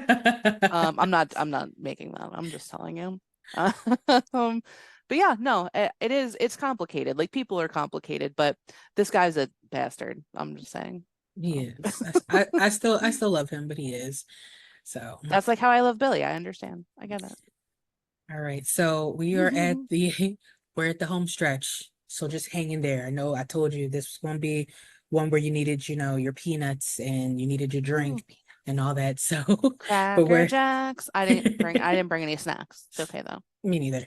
But though. we are at the end now. So we're back with Adam and Gordon has severed his foot. And he crawls over to the corpse and he has the bullet in his hand and he loads the gun with the single bullet. And at this point, he's telling Adam, like, I have no choice. I have to kill you. You must die. And he shoots Adam, and Adam collapses, seemingly dead. And not even seconds later, Zepp enters the room, and Gordon is now pissed because he's like, "This is the Oh, person who done killed my family. I'm about to go off on him." yeah, he's And really he upset. he takes the empty gun and starts trying to shoot it, forgetting that he just shot his one bullet into Adam. And He's also bleeding out. right, well, Like that's so true. so He he's getting a little like, he's getting ooh. pale, like Oh yeah, the his lips are like or blue. His face, he's very ashen at this point. his lips are raw chicken colored. Just Yeah. yeah. So, Zepp is like, you know what? These are the rules. It's too late. And as he raises his gun, Adam, who we thought was dead, did a much better job of Yay. pretending to be dead this time. He He did. he gets up and with all that adrenaline going through his body, probably from being shot and realizing this is our chance to get out, he beats Zepp to death with the lid of the toilet. It was so good. It was like Yes. really just, and the sound effects of like the cracking and the mushing. Oh gosh, it was glorious. You can tell what Glorious. kind of good time she likes to have people. Ah. But yeah, I mean, it was just like he was animalistic in this moment to the point where Gordon had to slither over there and be like, "It's okay, son." Slither Yeah. over there. So the room falls into silence at this point, and Gordon goes to Adam. He's reassuring him, I only shot you in the shoulder. You're going to be fine, but I'm bleeding out. So I gotta go get help because if I don't get help, I'm gonna die here. And I'm the one that I'm free. You're not because you're not cutting your foot off. So I gotta get out of here. And Adam is like, don't leave me, don't leave me. And Gordon vows, I'll come back to you. And Adam, he's still very desperate in this moment. He asks if they'll be okay. And Gordon looks back at him and says, I wouldn't lie to you before disappearing into the darkness, which I thought was very interesting because I don't think Gordon isn't a liar. I don't feel like he is. I feel like, yeah, he No, was getting ready to have an affair on his wife, but for the most part, everything that we saw with Gordon seemed to be on the up and up, except for him being condescending with the Yeah. patient. And But he didn't do it. He had the opportunity to cheat and he went home. So yes, yes. Even though there were credit where credit is due. a lot of Yeah. circumstances that pushed to that, including a very awkward resident who didn't know how to set the mood. Well, So let's be real. He shouldn't have been there to begin with, very right? true. So you lose some points for that, but you did leave, so you get maybe like a half point back, even though Yes. you're still gross. So. As the kids say, he got some of his aura points back, I guess. Mm-hmm. Now, Adam is now left alone with two dead bodies. And he searches Zepp's body for a key. He's looking for a key because he's like, he has to have a key, only to find a cassette recorder instead. And as the familiar, iconic Saw theme starts to play, Da-da-da, Adam da-da-da, okay, I'm not gonna sing for you guys, but yes, it's iconic. Yes. Adam listens in horror because the tape reveals that Zepp was also playing a game. He was forced to either kill a mother and a child or succumb to a poison coursing through his veins. And Jigsaw is the person who had that antidote, so he had to do what he needed to do. And the camera pans around the room as Adam, overwhelmed by what he just learned, slowly realizes something strange. In the background, the body laying in the middle of the room, the corpse they assume that had been dead this whole time, rises, he stretches, he starts pulling off his fake wound. He Oh looks like he's a newborn babe just my coming into the world. And Adam is watching this in disbelief. And the man calmly tells him, the key to your chain is in the bathtub. God. And Adam's mind races back to that glowing blue thing that went right down the drain when he was, frantic in the very beginning. Mm-hmm. The horrifying truth dawns on him. John Kramer, the patient that Dr. Gordon had dismissed at the hospital, the man Zip called by name, the mastermind behind the traps for Amanda, Paul, Mark, and Jeff, had been in the room with them all along. John Kramer is the Jigsaw killer. Mm-hmm. John calmly turns off the lights and begins to close the door. And Adam begins to scream in desperation, realizing he's been left to die a slow, very lonely death. John slams the door shut, plunging the room into darkness, but not before he has these departing words: game over. Oh, it was so good. Very That good. scene. So I said very briefly to you before. It's been a long time since I've watched this movie, so there are pieces that you forget, right? When he started to get up, I was like, oh my gosh. And then he's like pulling his like effects makeup off his head and just like it just stretch, just like and then I was like, my mind started racing too. I'm like, how did he lay on the floor that whole time and not move a muscle? He didn't like burp, like there was nothing. He didn't blink, breathe, to cough in that position that whole time. That whole time. Oh my gosh. It was Yeah. really good. It was really good. My question is,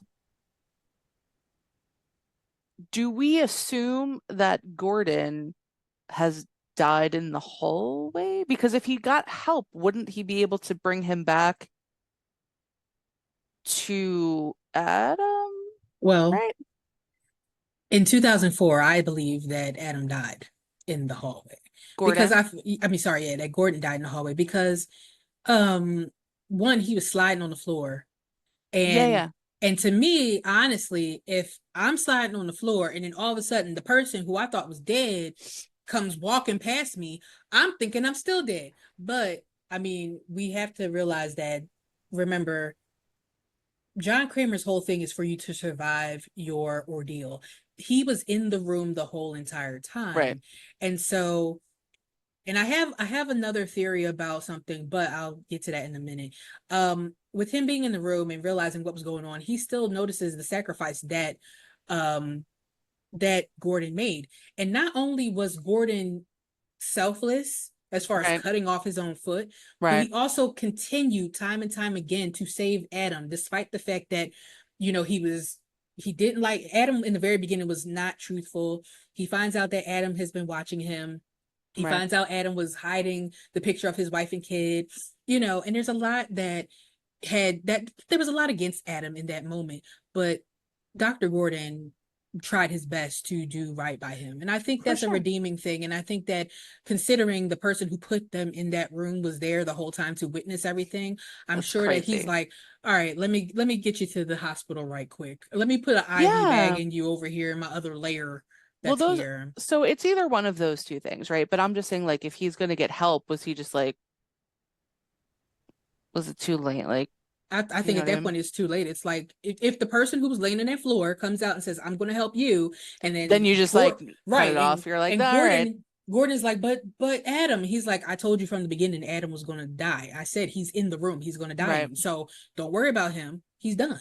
I'd be like, okay, I'll mind my business. Sorry. Yeah. Take me Now, to the hospital. Yes. I have one final question for you. Okay. So this movie is filled with a lot of twists and misdirection, especially the reveal of Jigsaw's identity at the end. Yeah. Do you feel that this movie earned that twist, or did it feel more like a shock just for shock's sake? No, I think the twist made it elevated it to like a whole other level of like, this is very intelligent. Like, this was very well done. I think without it, it would have, not that it was regular, because like I said before, this was the first movie of this kind. You know Right. what I mean? Not just Saw, but just like of this, like no one had seen a movie quite like this before. So without it, I think it would have just been a regular, like kind of more basic kind of thing. But with it, it just like took it to that next level. So I think that like it was shocking, but in a way that I was like, this is brilliant, Yeah. right? Like that was my takeaway from it. But how do you feel about that? I honestly believe that it earned the twist. And like I was talking to Megan earlier, and I was saying how sometimes movies are never good, never as good as the first time, which I always feel that way, which is why Right. I have a very hard time rewatching movies. And it's for that. And the very first time I saw this movie, I was blown away by the fact that the dead man was not dead the whole time. I The was so whole time. Yeah. Yes, I was so psyched about that, and I think that it's brilliant, and the movie definitely earned that. Um, I think that despite all the misdirections, you never think that the man in the middle of the room No. is Jigsaw. You never think that. In fact, if you're actually watching the movie throughout, you might think that Zepp is Jigsaw this whole time because he's the one wearing the cloak. He's the one that you see, even though he doesn't have the Jigsaw voice in that one scene with Jeff. Right. But you know, Well, that's also the one thing we were saying before about the weird thing about Zepp, because watching this again, like I forgot, I think you're intended to believe mhm. that Zepp is Jigsaw, even with that extra stuff we were talking about before, how he's going doing the stethoscopes. I can't say words right now. Stethoscope, yeah. Things, stethoscope things. I can do it. I'm gonna get there. But like the way he was like messing with the mom and the kid. And he like kissed Diana on her head at one point. And Yeah, that was so weird. It's like right. you're being So weirdly affectionate to her in a creepy way. right. Uh, But it's like you're part of this game, right? Like you are tasked with your own thing.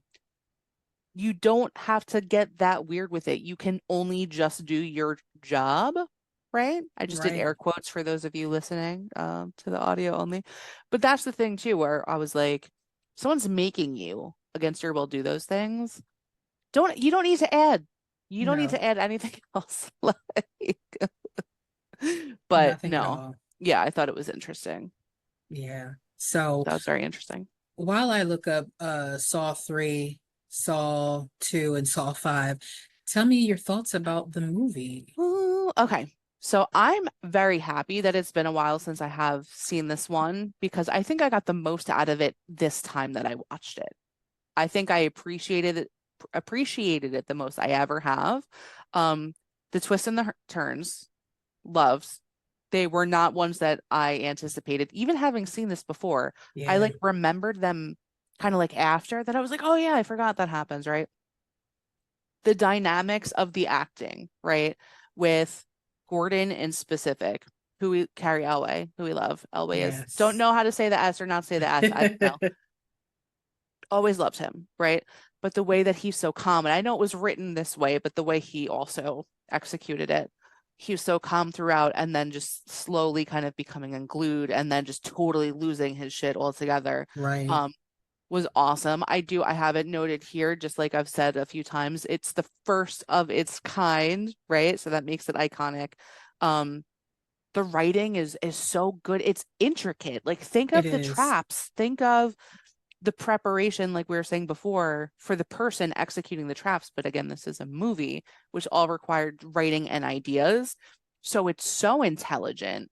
Um, it really, I don't know, as an adult, I guess watching a lot of other horror movies, I really, I really appreciated this so much more than I did before. Because in 2004, I didn't see this. I was still in high school. Like I didn't see it in 2004. I saw it probably within a few years of that. Um, and at the time, like, I was like, what do I know? Just graduated high school. I'm like a little nerd kid, you know. Um, but I really enjoyed this movie. And I actually just watched, was saying before, some of the other Saws because of Donnie Wahlberg, of course. This is the best one, everyone. Come on. The first Saw, it's the best one. Sorry, Donnie. Yeah. Just saying. Yeah. I mean, I have to agree. I love this movie. I think it's a classic. I And agree. I think that while we don't consider John Kramer or Jigsaw as one of the horror greats, um, for whatever reason, I don't know why he's not up there because Billy shows up there, He does. which is why I kept thinking Billy was the killer. But but John Kramer himself does not show up there, which he should. He is the person behind Yeah. Billy, the doll, the puppet. And I mean, I think that for this movie in particular, I think that it was very well done as far as telling a story. I Oh, think yeah. that, you know, it was decently compelling. And I think from all sides, like you get the different storylines from different people, you get to see where people's minds are throughout Yeah. this process. And the people that you're not meant to get too deep with, you don't get too deep with them.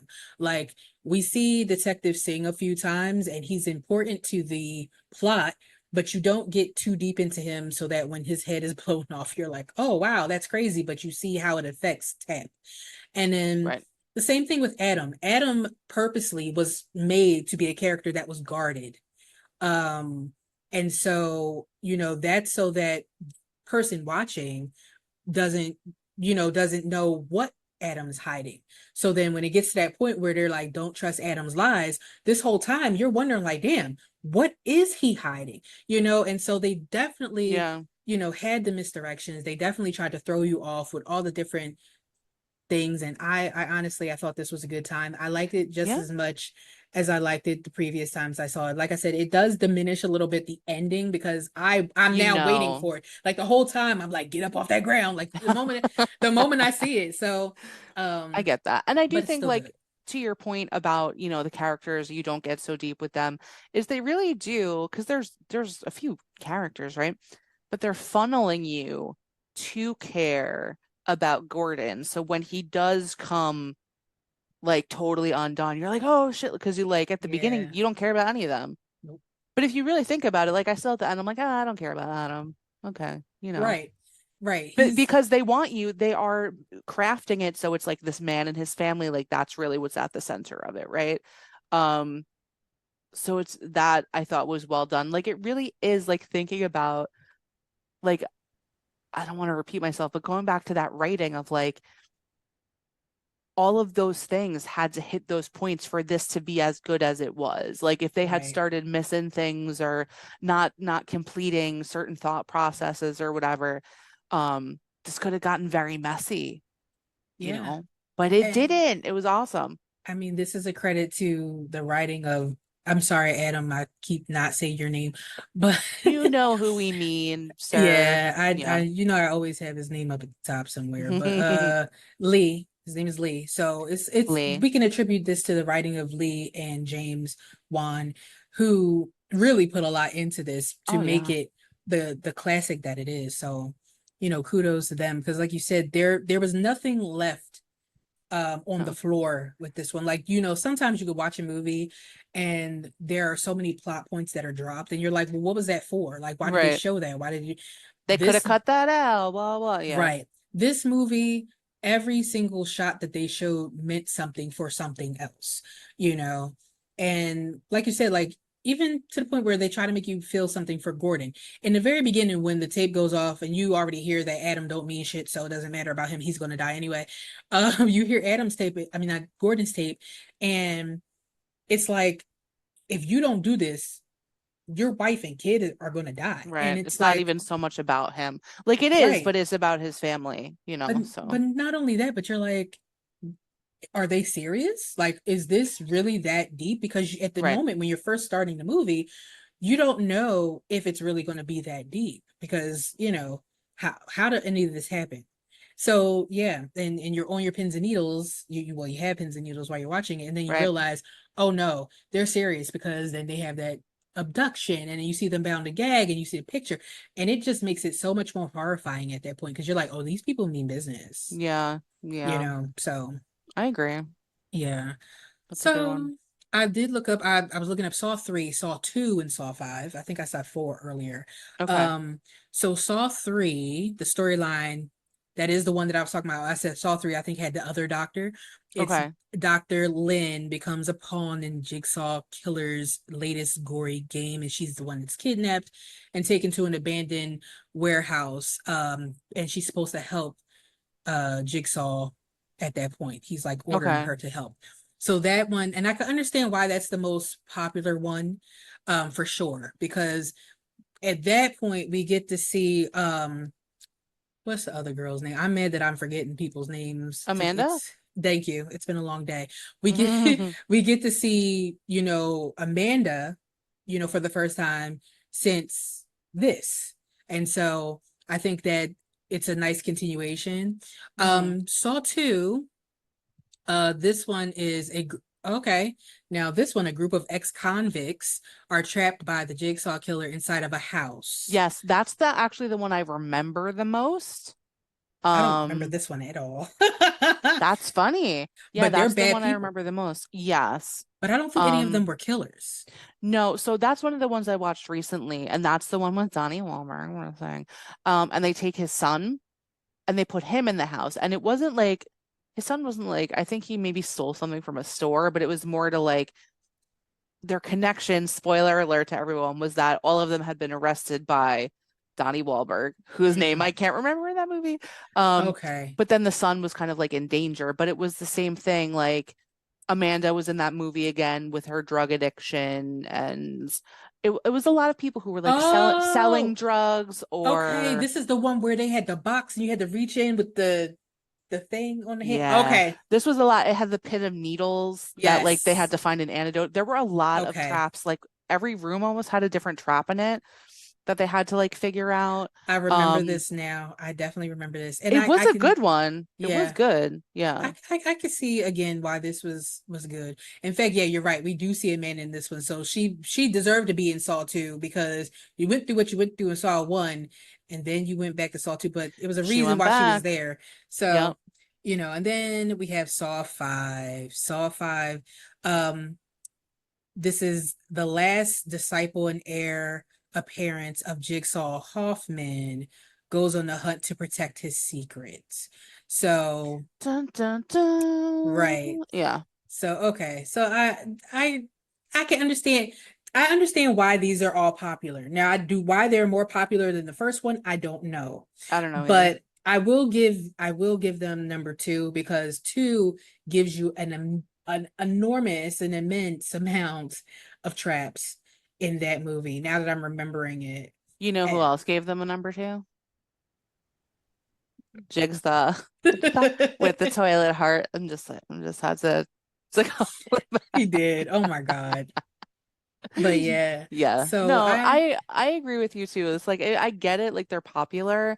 But the first one is yeah, so good. it is. And I mean, I think that the series, honestly, and I know we're not talking about the whole series at the moment, but I'm about to anyway. I think the whole series, I think after Saw 5, to be quite honest, because I do, remember obviously Hoffman, and after Hoffman, things go off the rails. In fact, with Hoffman, when Hoffman Mm. becomes heir apparent, it's things are just off the rails at that point. And I'm just like, this needs to be the end. And then they went on to make 5 more movies. Isn't that how it always goes, kind of? It's like something should stop. Like it's okay. Like, all right, we did it, and then they keep going. I haven't watched any of those, any of the later ones. Like I think I watched up Yeah. to 5 or maybe 6, and then I was just like, I I can't do watched this up to, I think, like 8 or 9. I watched up until the final conclusion, which might actually be 5 or 6, to be quite honest. But then there's Jigsaw, there's Spiral, and then there's that remake, or not remake, but the prequel that came out. So those are the last 3 out of all of them. I just want a Um, Billy prequel. Can we get that? his origin story. Yeah, yeah, that's what I mean. Like I need a Billy origin story. I want to see like what his life was as a young puppet and how he turned to a life of crime. Like Well, what happened? but yeah, like that'd be interesting. But I still think that the first Saw has a place higher up than Saw 5 or 3. Yeah. Like I said, 2 I can understand, but come on, guys. Um, yeah, To me, and this might be like an OCD tendency, but it's hard for me to rate in any franchise yeah, follow-up movies higher than the original movie. Like I don't think that that's something I could do for except for Friday the 13th because we don't actually get any Jason. That would be my exception to that. Um, and if you know from watching our episode 2 back, the first episode, the killer, again, spoilers left and right, Jason's mother, we don't see Jason at all, except for like baby little boy Jason. right. We don't meet him until 2, right? So that's, I mean, that to me is when it all really begins, Like it's True. begun, but it really begins with Jason, It's true. who I love so much. And I was so excited when we went to Monster Mania that time and we saw that man in the lobby with the perfect Yes. costume. Perfect. So perfect. And I was being so polite and waiting, and people were trying to cut me in line. And I just didn't want to be like, you don't want to get like shitty too, because like other people Right. are getting shitty. But he pointed at me with his machete, you guys, and he called me over. So my patience was rewarded with a machete point. It worked Yes. out. I got a nice hug. He was like 6'5". He was so tall. I love tall guys. But I Yes. digress. I'm like, I love tall murderers, but it's fine. Don't worry about it. Um, Again, we see what she's into, guys. Uh, I'm now, really exposing myself on this. now, before we get ready to give our bloody X rating, I did just look on IMDb to Mm, see Saw movies ranked, and they have the Saw brutalities ranked, like how brutal the movies were, and then they okay. have the Saw endings ranked in order. So, for the brutality ranking, Saw 3 is number 1. Saw 10 is number 2. There is a Saw 3D, so I was right. I'm You like, I were. knew I Hmm. saw Saw 3D on that list. Saw 3D is number 3. Okay. Saw 5 is number 4. Saw 4 is number 5. Hope that doesn't confuse you. I'm so Saw confused. Saw 2 is number 6. Saw um let me back up. Saw the 5th ranking is Saw 7. The 7th ranking is Saw 5. It's Roman numerals, so I got my numbers Oh, mixed up. yeah, those are hard. Number 8 is Spiral, which sucked. Number 9 is the original Saw, and number 10 is What? Jigsaw. That's crazy. Right. Now, Saw endings ranked. Hmm. The original is number 1 for best ending, Yay. Okay. followed by Saw 7, then Saw 2, Saw 5, Saw 3, Saw 10, Saw 4, Saw Mm. 3D, Spiral, it should have been last, and then Jigsaw. I didn't see Jigsaw, so I don't know how bad it is, but Jigsaw got last on both lists. Oh no. So it must Okay. be really bad. And Spiral got 8 and 9. So, and I saw Spiral, and for those of you who don't know, that movie was like Chris Rock loved this series so much that he was like, I need to do a Saw movie, and What? it ended up being Spiral. Um, Wow. and unfortunately, it was not good. It was not good. It was like a weird spin-off movie that really shouldn't be canon, but it is canon. Mm. It's well after like everybody who's been a part of this universe is, dead and gone, and somebody's like copycatting. So Hmm. that's why it's not even called like Saw or Jigsaw. It's called Spiral, which Right. is but Billy's chin or whatever. Um, so Family yeah. reference. You know what it is for me too? Because I know we've talked about before, like our kind of movie preferences. Like we do have different styles and whatever. Um,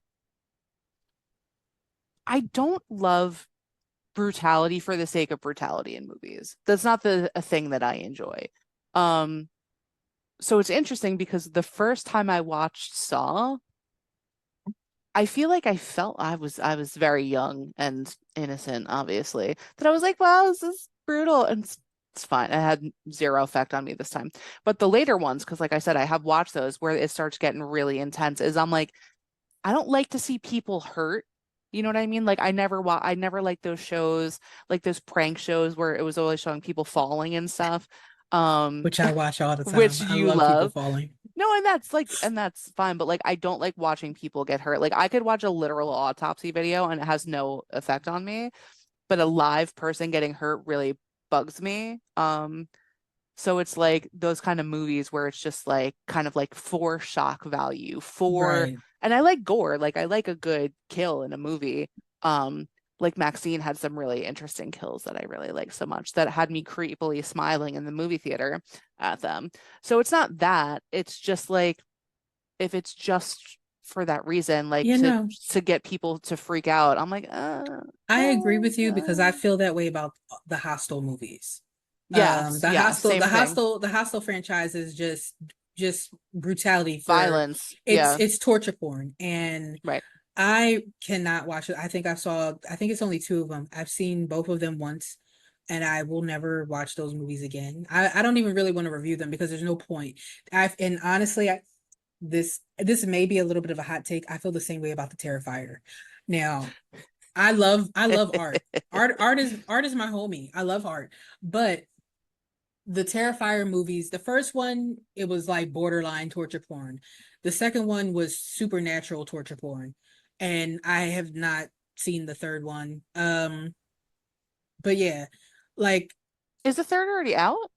I don't know. I What's just the one know, that's come? There's one coming out. well, then that's the third one. That's why I haven't seen Okay. it. Yeah, But that's a good reason. I right. think it's coming out around like Christmas or something. Oh, you know what? I think it is too. Merry Christmas, everyone. Let's go watch people get sawed up in half by Art the Clown. Right. And then they're going to put Terrifier Christmas lore. So now it'll be Terrifier Christmas movie, A just like very Die Hard Terrifier and Christmas. Gremlins. It's going to fall in line with those. Oh, yeah. No, I watched that too, and it's like talk about first of all, the first uh, what was he in before? It wasn't Terrifier. It was like the It introduction was to he. What was that movie? I think it was like, was it ABCs of Death or something? I can't remember, but he was something. definitely in some other movie, and this Yeah, was a yeah. spinoff from that. Even the first two, like talk about like schlocky horror movies. Like Yeah. they really were. And I enjoyed it. Like I was very late to that game because as you guys know, I don't like clowns and art looks terrifying to me. So it took me a long time to get around to seeing it. And then when I watched it, I was like, oh, I kind of like it more than I thought I would. But it's like you're saying, it's more like torture porny, but it's still like the first one in a campy way.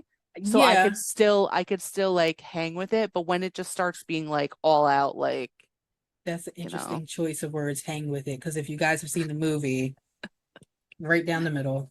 down Um, the middle. Right I through mean, the middle, let's right. say. Yeah. I mean, like we're I don't think we'll ever like review The Terrifier, but Probably like not. that's another movie that falls apart at the end. Like, okay, the Much first like the hanging body. right.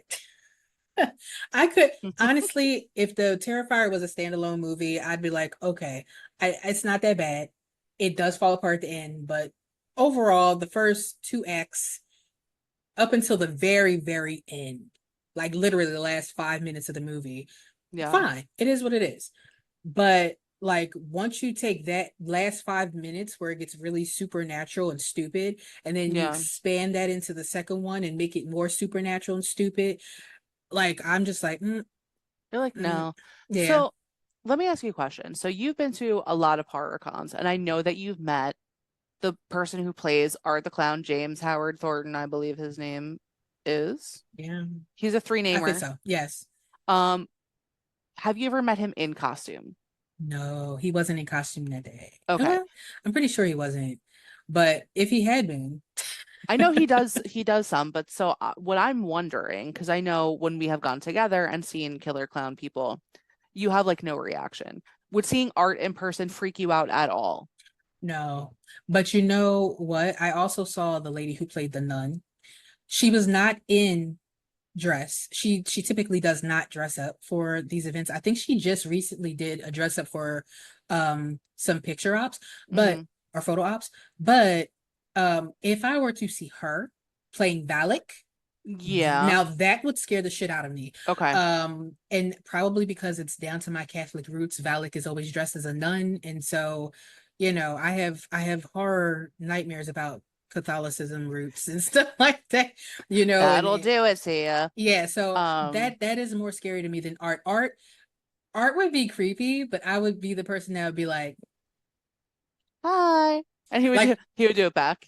right, Yeah. and I would just mime with him. I wouldn't care. So I would love a yeah, video of that where you're just doing like the box together. Um, yeah, I think that's one thing when we go around back to cons, because that's the plan, at some point. I would like to try to face some of my fears and like pal around with some clowns. I have to get over the initial, but it's like I've always felt like if you befriend them, then they're not going after you. Then you get to laugh with them at other people freaking out, you know? So it's like better to befriend the thing that scares you to they use can it against other people. they can smell your fear. I hate to tell you that, but they can smell your I fear. know. They can see the apprehension, and that makes them go even harder. But what if I just talk to them? Like I'm just trying to be rational. I'm like, excuse me, sir, Mr. Killer Clown. Um, sorry to bother you, but maybe Right. like, who is this bitch? Like, get out of here. No, but it's on my list of I'm gonna try to desensitize myself in person because when I'm telling you about like panic attack, like that's not an understatement. Like it really is a fight or flight No, response. I understand. It's like me and butterflies. So Isn't uh, that funny how opposite that is, everyone? I just think I don't know, the visual it gives me is funny. she has a panic attack because she sees killer I'm clowns. standing next to clowns screaming, and you're Right. surrounded by butterflies, like screaming, I'm and I I'm having a it's full funny. meltdown because there's a butterfly flying near me. Oh You're my like, God. no, oh my gosh. Yes, no, I get that. But yeah, no, so I think it's time to rate. Shall I? Yes. Shall I go first? Yes, Shall I by be the all first rater? means. Okay. So, so rating this movie, I was far more impressed than the last time I saw it, or maybe the last two times I saw it. I think that it's so smart. I think that it should be a classic. Um, it's not my favorite movie of all time, but I'm gonna give it a 9 because it's a good movie. It's a solidly good, objectively good, I feel, movie. So I'm gonna go ahead and give it a 9 for those things, and just not the full 10 because it's not super my brands, but like I can be objective enough to recognize that it had everything. It really did. Yeah. Um, so that's where I'm gonna stand on it. Solid 9. All right. Well, I also feel like this was a really solid movie. I think from beginning to end, it was written very well. Like I said, there is no point in this movie where something is shown that isn't important to you, down to, watching a video of a wall and realizing, oh my God, it's a gang symbol and this is where the hideout is. Like, you think like certain things are like so insignificant, but like everything in this movie is rather significant. Even like the blue light in the very beginning of the movie, I never paid attention to that, but apparently at the end of the movie, you find out that was the damn key for him to get Yep. out. So it's Mm-hmm. like, craziness. And I think the acting was also very well done. The storyline was written well. The character development for both Tap and for Gordon was written extremely well because it shows both of their descents into like panic and madness, Mm-hmm. with two totally different outcomes, and so honestly, this is one of my favorites, and I am giving it a 10. So Woo! Our second our 10. So last second 10. episode, I gave a 10. This episode, you're giving a 10. Yes. That's two in a row. Two Yes. tens in a row. That's great. Yeah. And I think, I one this the music in the movie, the iconic da-na-na, da-na-na, da-na, like that just drives like it's such a good thing. You only hear it like I think beginning and end, but it's good. I think that also the reveal at the end, even though like I said, it's never as good as the first time for me, I still think every single time it still has, even though I'm anticipating, it still has the same impact. Like I still feel Yeah. like, damn, he was there that Right, whole right, right. time, you know. And also, just to circle back real fast, I forgot my theory about how he laid on that floor all that long time. Oh, yeah. He had Jeff in the trap in his warehouse for whatever reason, which is weird because you don't think that he would be in the trap. Now, two things: either that whole situation was a trap for the cops Hmm. because Jigsaw's not going to do anything that's not deliberate. He Right. deliberately showed them that sign, the gang sign, and then deliberately led them there. Um, but I think that Jeff was also a test for how long he could stay under. Because remember, he comes in, he says, oh, you're awake already. Next time, I need to give you more, which means he's Right. trying to figure out how long he needs to take a drug to stay unconscious before he's going to wake up because he needed to be unconscious for 2 hours exactly.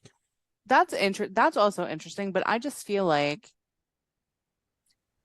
when you're coming out of unconsciousness, right? Or like anesthesia or whatever, you're not going to be like, huh, like you're not, there's Well, no sound of like coming to because your brain doesn't realize immediately what's happened. So it's like, right. what if he like snort, like, like, what? He just gave the game I'm about away. to say, well, he didn't just jump up though, and he could have woke up earlier and just laid there Well, that's what because, I mean. Like if he woke up earlier and then he was just like, oh, I'm just gonna go have some like I he is a mastermind. I would hope that he wouldn't wake up and be like, Martha, where, where am I? I would hope he you wouldn't never be. know. Maybe he has maybe he sleepwalks, but no, he did an amazing job. And you know what's interesting too is that when I watched it, when he got up and he was stretching for like a minute, like he's really like stretching it out, right? I think the first time I saw that, I was like, what is he doing? Why is he doing that? Because it looks really awkward. But I'm Hmm. like, is he trying to look scary? Because he does with covered and all that shit, you Yeah, know? but you have to realize he was like laying in one position for 2 hours, On a like hard floor too. right on a And he's hard not a young floor. man. No, in fact, he's a cancer patient. So, he Yeah. was already sick and in the hospital. So, yeah, for him I to lay also there thought that it was, long, yeah. I also thought it was fun to see how young he looked by comparison to like what we're used to. And he looked like sturdier too. Like if you see even his neck, yeah, like he has a very thick neck, which might be a weird comment. Like I don't know, but you notice it in the hospital because he's laying on yeah, his back in the bed. he looks And in very this young there. when he gets up too, as you just see, he does look more substantial. Um, But he is a much smaller man in real life. yeah, Like, and well now he's yeah, older and he's a smaller man in yes, general as well. But so you've met him? Is that yes, right? So you've met yep. him. Is he a tall guy? He seems like he's tall. He's not super tall. He might be about like 5'9", 5'10", or something like that. He's not that much, not Oh, super that tall. weirds me out. So I'm no, let me explain. So I'm 5'8". So I'm a tall lady, and wherever I go, I'm usually still tall. And anyone I meet, even when like they're a celebrity or whatever, if they're not 6 foot, we are not that far off in height. And sometimes it's weird when you see someone on screen who looks larger than life, and then you meet them and you're like, oh, we're the same. Like I don't know, it just seems Well, weird. Like, he's 5'11", so I had to check. I said okay, like I said like 5'10" maybe. that's So better. he's 5'11". So yeah, because I'm like he wasn't super towering, but he was taller than I am. Well, I'm 5'5", so if you you know. recall, our Amy Hayloft, who played Leatherface, that's someone I did meet. He towered over me.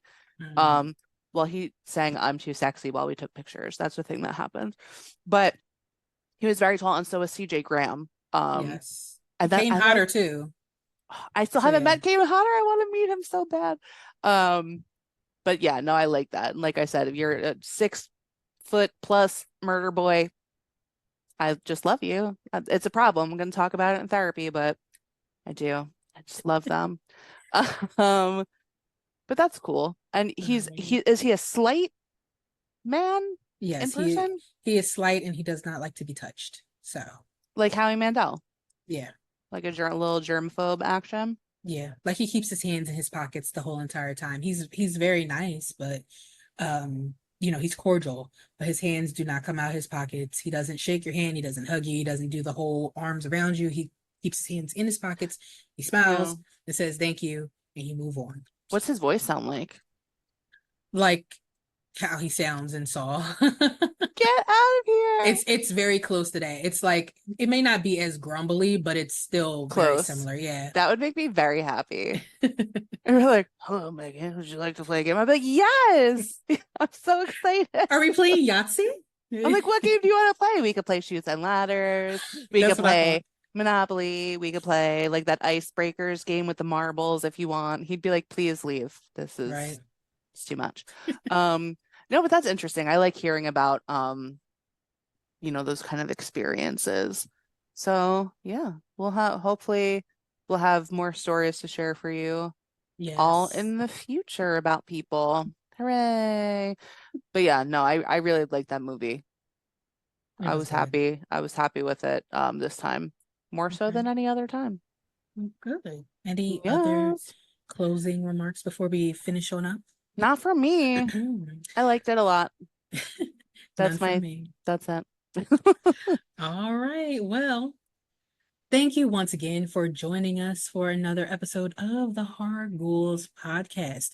We hope you made it through our exploration of the twisted realm of Saul from 2004 and its chilling tale of life and death. Did you enjoy the game?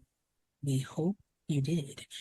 If you have any dark theories, unsettling questions, or eerie mysteries you'd like us to unravel, connect with us on YouTube, Facebook, or Instagram at The Horror Ghouls.